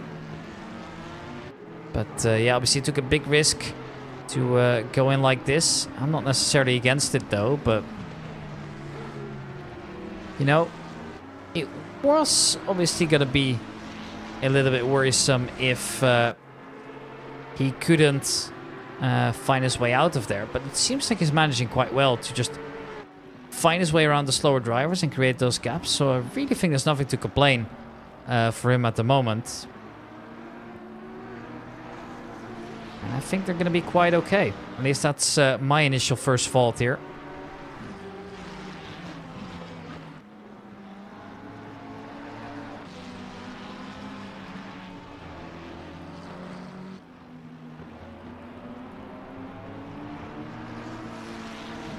Pastorius in P4 as well. This is impressive from him. His 10 minutes has passed. He's still doing quite well, and we'll have to just build up that momentum. See if he could find a little more.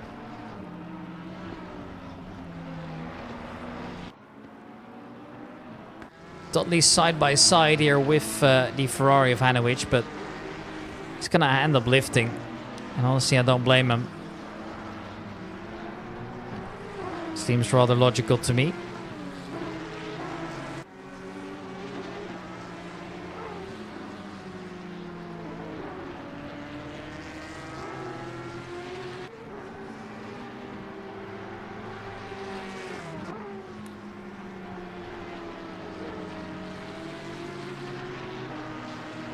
Dudley falls back a little bit here, but it is all relatively marginal. It's not too big of a deal, of course. And not a big problem as of yet. As Chris Tedder's currently chasing a player I would never expect in a position like this. That's going to be Samuel Bugaway here. Now, I don't want to take anything away from him. He is still doing quite good. Maybe we'll just hope to get a little bit more in, and can't blame him for that, can I?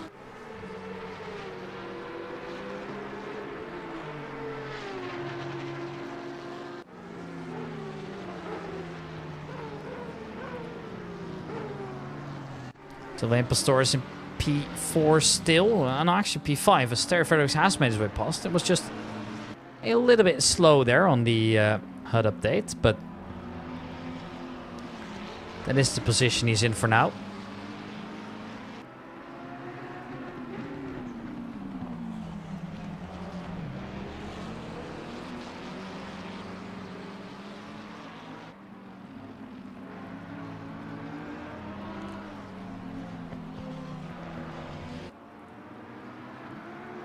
Who's daring to go for a bold move? Who's daring to just take that lead over whenever possible?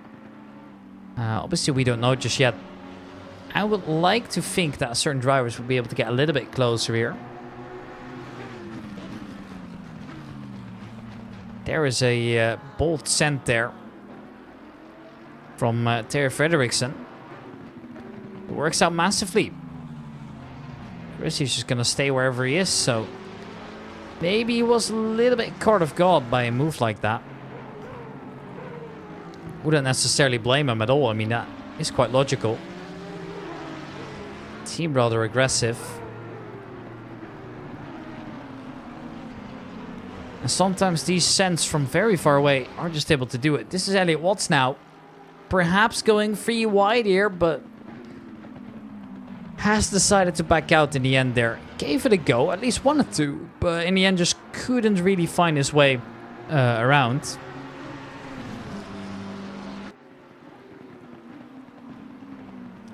Here's the order as we go. It's Watts and then Christie and Terry Frederiksen leading the two, but Watts now has an opportunity.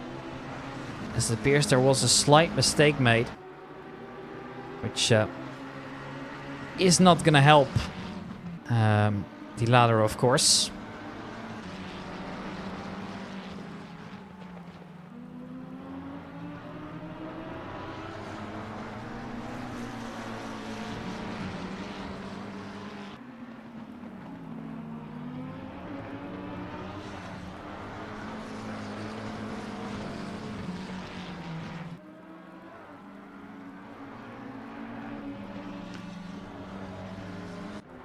Loverjuik then now has to be careful because there is a driver still around him that could potentially do well. And that specific driver currently being Dominic Gies. But yeah, you know, it's just like, where do you go in a position like this? It's just rather difficult, isn't it? Halfway through the race already here. Guy Cunahan still chasing Mbugo as well.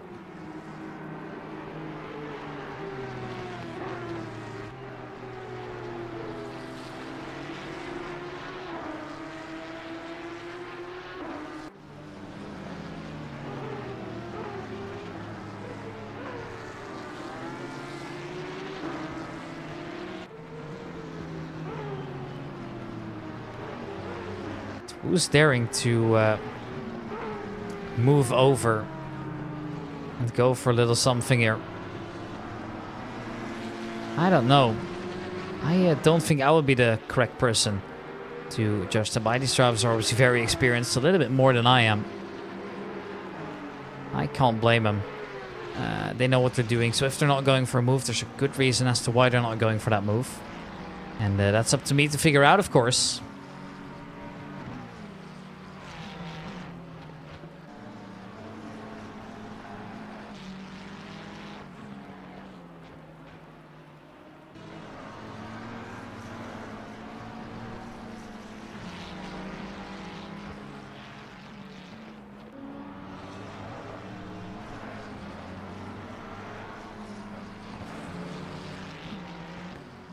This big group really can't get separated either. They're just all kind of driving on their own. There's a couple disconnects we've seen here.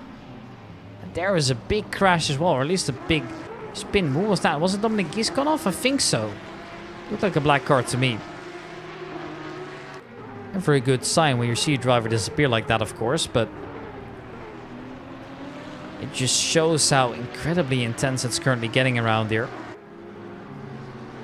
Races have been so spectacular all around, and I'm all here for it, of course.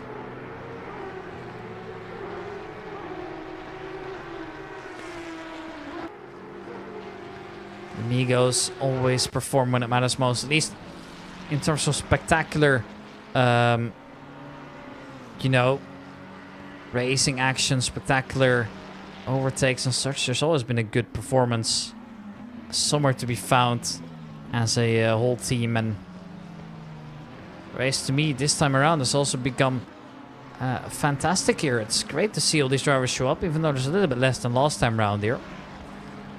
And obviously that is something we gotta take into consideration, right? A lot of them haven't bothered showing up, and that is a little bit more unfortunate.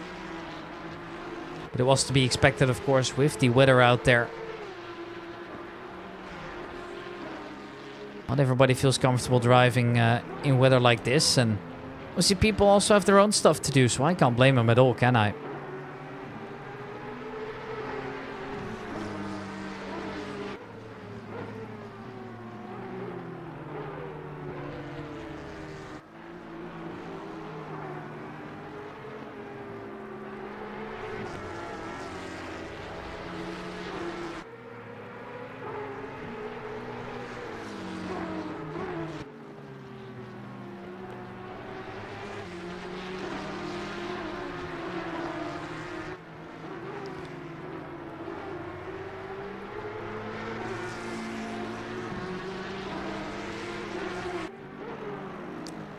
Here goes Darren Christie. Wants to get by Dominic Gies at least, knowing he's going to eventually hold him up.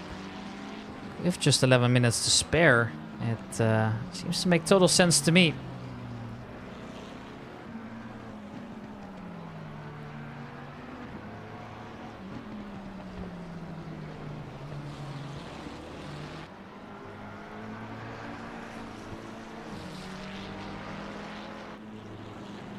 Here's Thomas Merrifield, has had a great race so far. Is now P7 according to my screen. I'm not sure how accurate that is. It seems like the program that I'm using is struggling a little bit here to keep up with everything.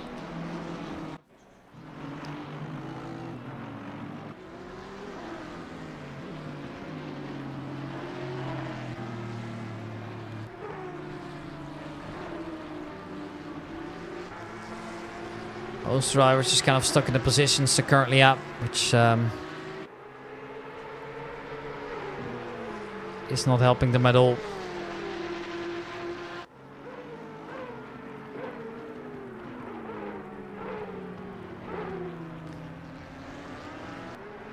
This is John Dudley just trying to get by whenever possible, but I'm not sure how much this could actually bring him. And knowing opportunities might come. See how it goes. But Kristetter is still chasing when then he makes a small mistake, and that is just completely caught him off guard here. And I am afraid that's not going to help him any further in the race, is it?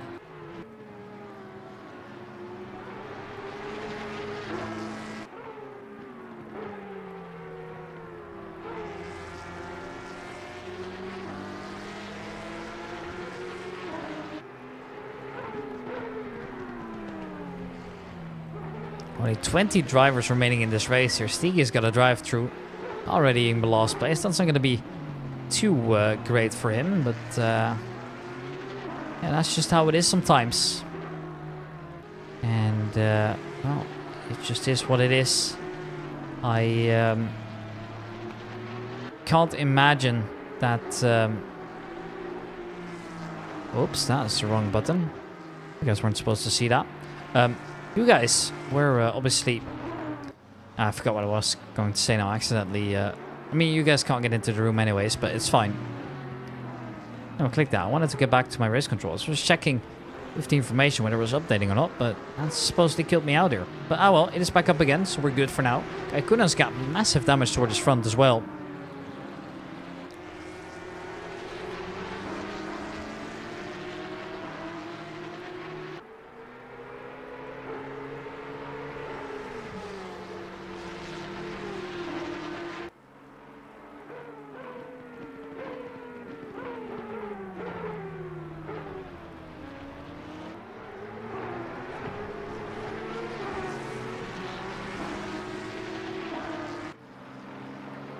Verjuic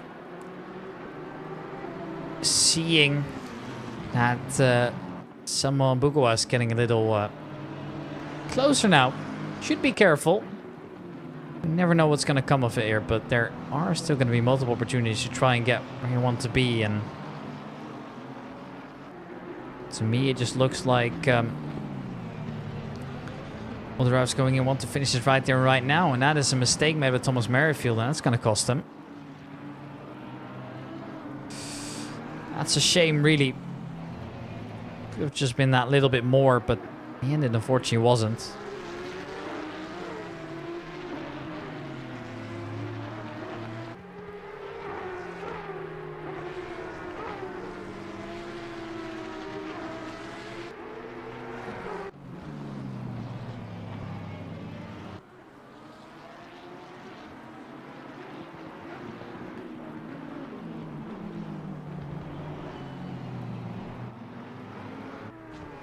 Kunan still got the damage. He's still chasing. Hasn't made his way around just yet here. But an opportunity could come in at any given moment. It's just a matter of time. Waiting it out and seeing what happens. There is still plenty of time, of course, to go for a move if they want to, but it's also just going to come down to how much risk are you willing to take. Because these are sprint race overalls. You've got a little bit less time to get your moves going. Obviously. That is no big deal for most of the drivers here, but I can imagine it being, you know, a little bit tempting as well to go for a cheeky move now, knowing that you're eventually going to have to just make it work. Because if you don't, you're never going to get anywhere. I think they're just going to be a little bit more keen on giving up. Well, not necessarily giving up, but just a little bit more keen on going for a little bit more of a risky move from time to time. Knowing that if you don't, somebody will.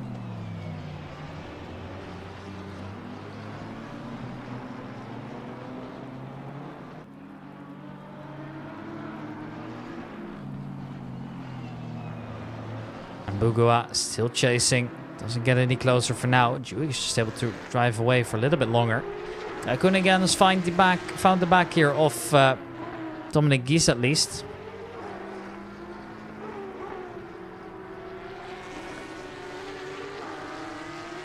Not really concerning, but I think that the drivers involved in this, and as Kai Koenen's gonna spin around, he is able to continue his race. Looked a little bit chaotic perhaps, but that doesn't matter in the end, as he's made his way through now, and we'll sign for that. But oh man, that was gonna be rather close.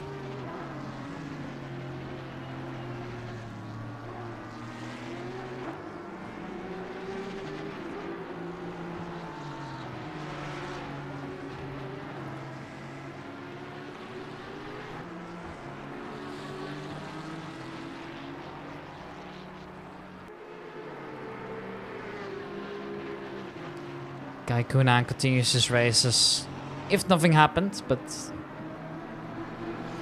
we all have seen it happen, so yeah, not too great here. A small mistake, but it happens from time to time. It's obviously no big deal, at least in my opinion. It's just gonna happen from time to time, and this time he was the unlucky person that found himself involved.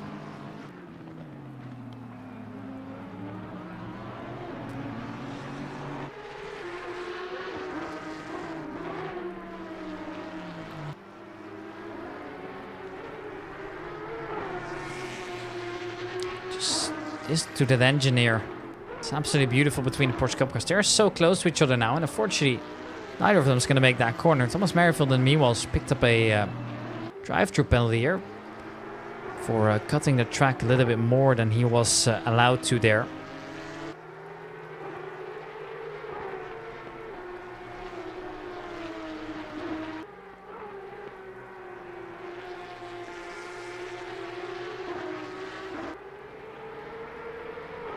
Only 3 minutes remaining of the race here.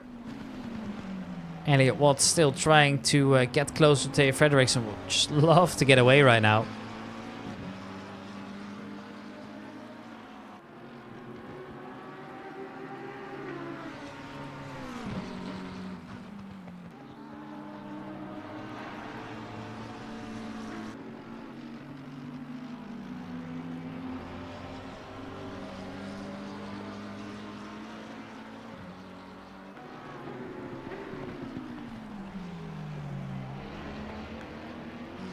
Merrifield's come in to serve his pit stop whenever necessary. Seems like a logical move to me.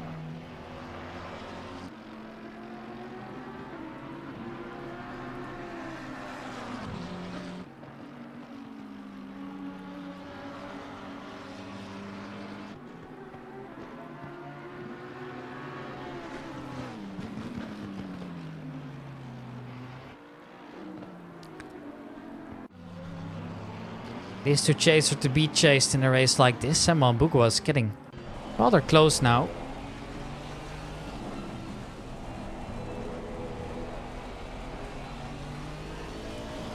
Some of the drivers really trying to stress out a little bit here about the position as well. Samuel, I mean, he's done quite well overall. It's just unfortunate the way that he's been treated during during the starts of the race, and all those kind of small incidents that add up over time. They just haven't been in his favor this time around. A shame, but sometimes not much can be done to try and fight your way about it, and this was just one of those.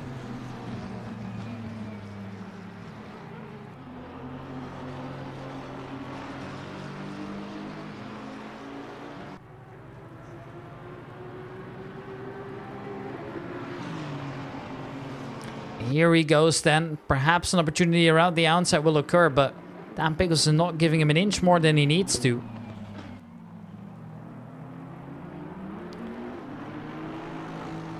And at the moment, it doesn't really seem like there's a way through, but time will tell. Actually, where's Pickles gone now? He's just behind him now. What's happened? I didn't actually even see it.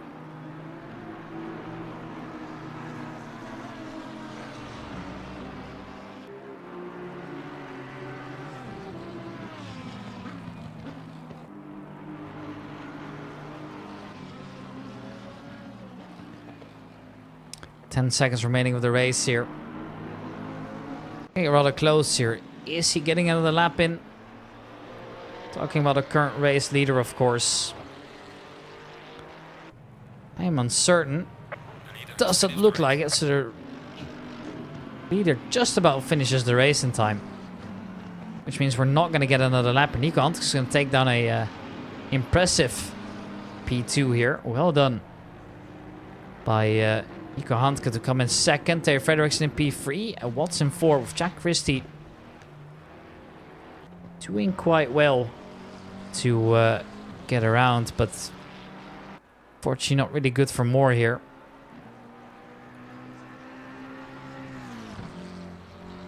Still a great result from him. Sylvain Pastores in P6 and Haniewicz now following along. A impressive run considering what he was able to work with this time round. Samuel Bugua comes next up in P8. A good result for him as well.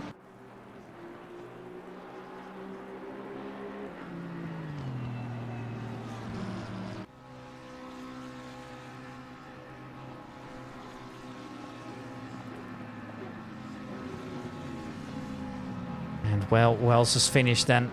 Not much here really. Darren Christie in P10 just coming with us here.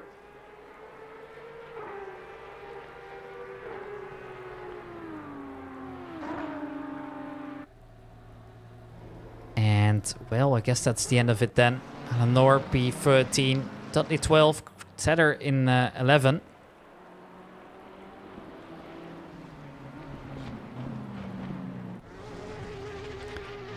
That is just gonna be it then. Afraid there's nothing more to gain from us drivers. However, it's gonna be the last one to finish out here. He's still going strong.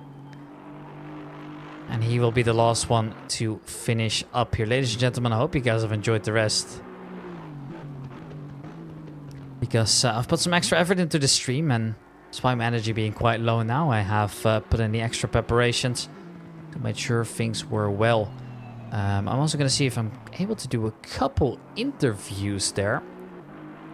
And we'll see who's interested in that here. Let's see, I could probably get Chris Tedder in. And, well, that was the result for now at least. It was a pleasure to stream, ladies and gentlemen. And I'm gonna ask if Chris is down for a small interview before we end it here.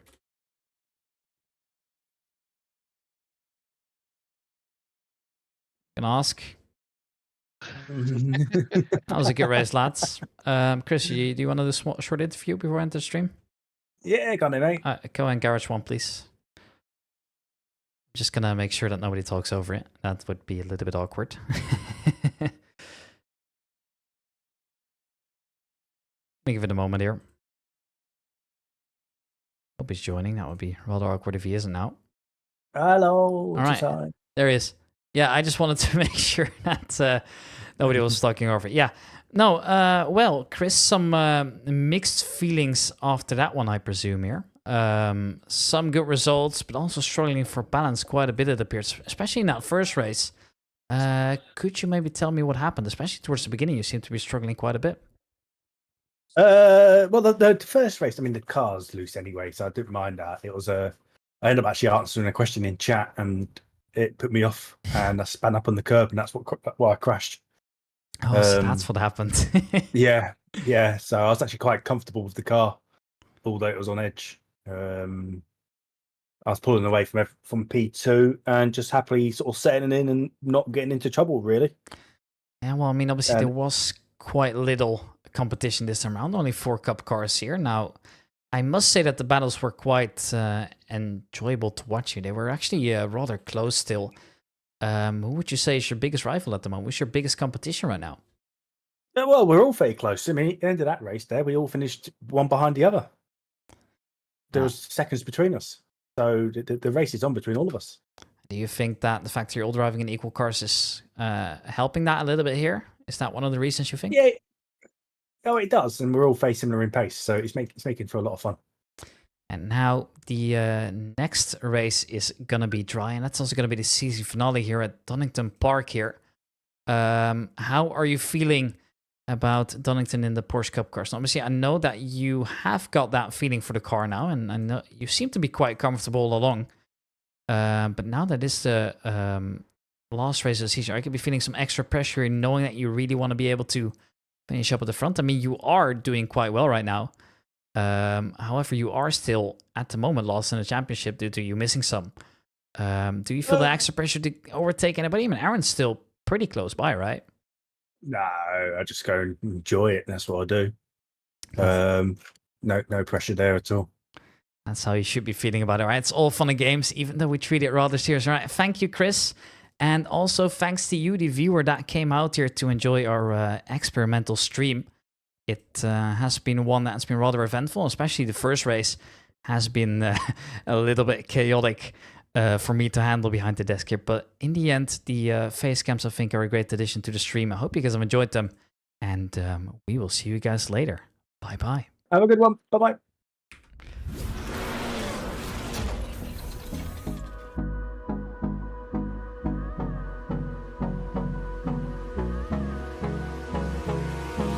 Hold me close till I get up. Time is barely on our side. I don't wanna waste what's left. The storms we chase are leading us, and love is all we'll ever trust. Yeah, no, I don't wanna waste what's left. And on we'll go, through the wastelands, through the highways, till my shadow turns to sun rays. And on we'll go, through the wastelands, through the highways, and on we'll go.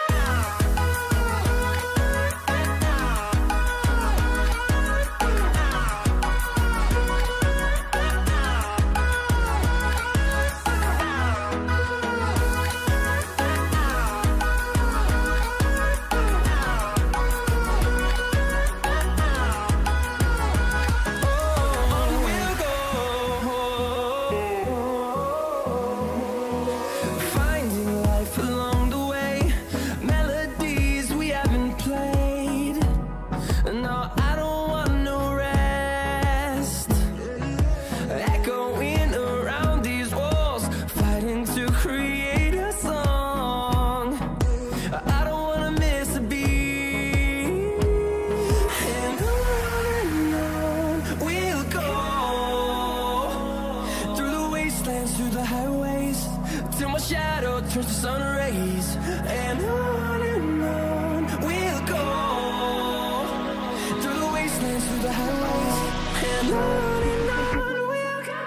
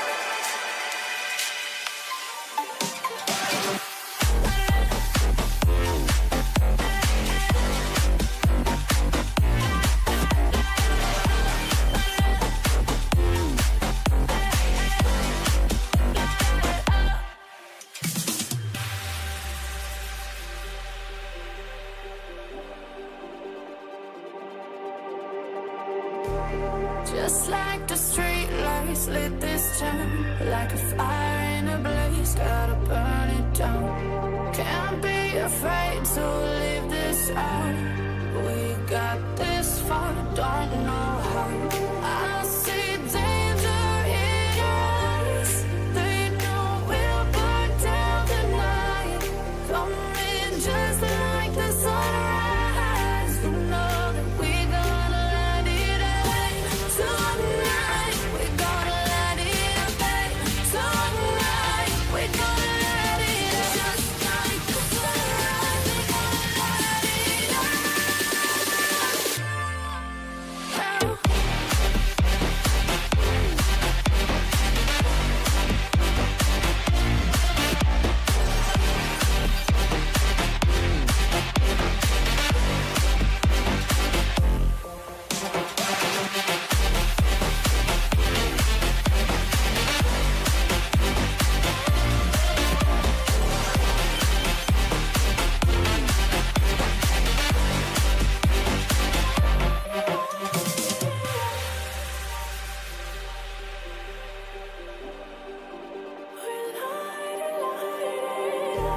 Just like a spark that's breaking out. Can't make a stop, can't turn back now. We know that there's no room for doubt. No, we can't turn back now. I see danger in your eyes.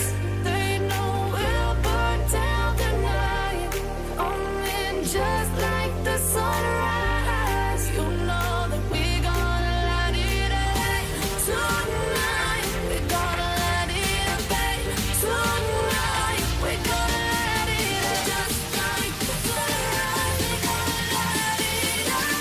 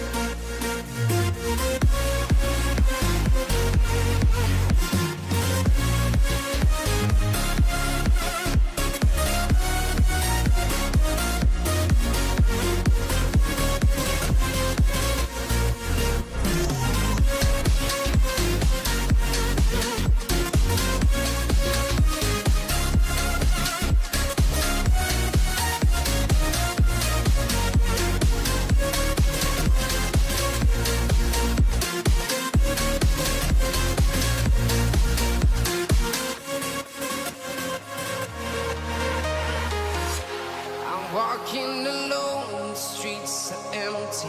The only thing I can see is my own silhouette. I'm getting stronger, step by step. The clock is ticking, but there's no time for regrets. I've been flying from town to town.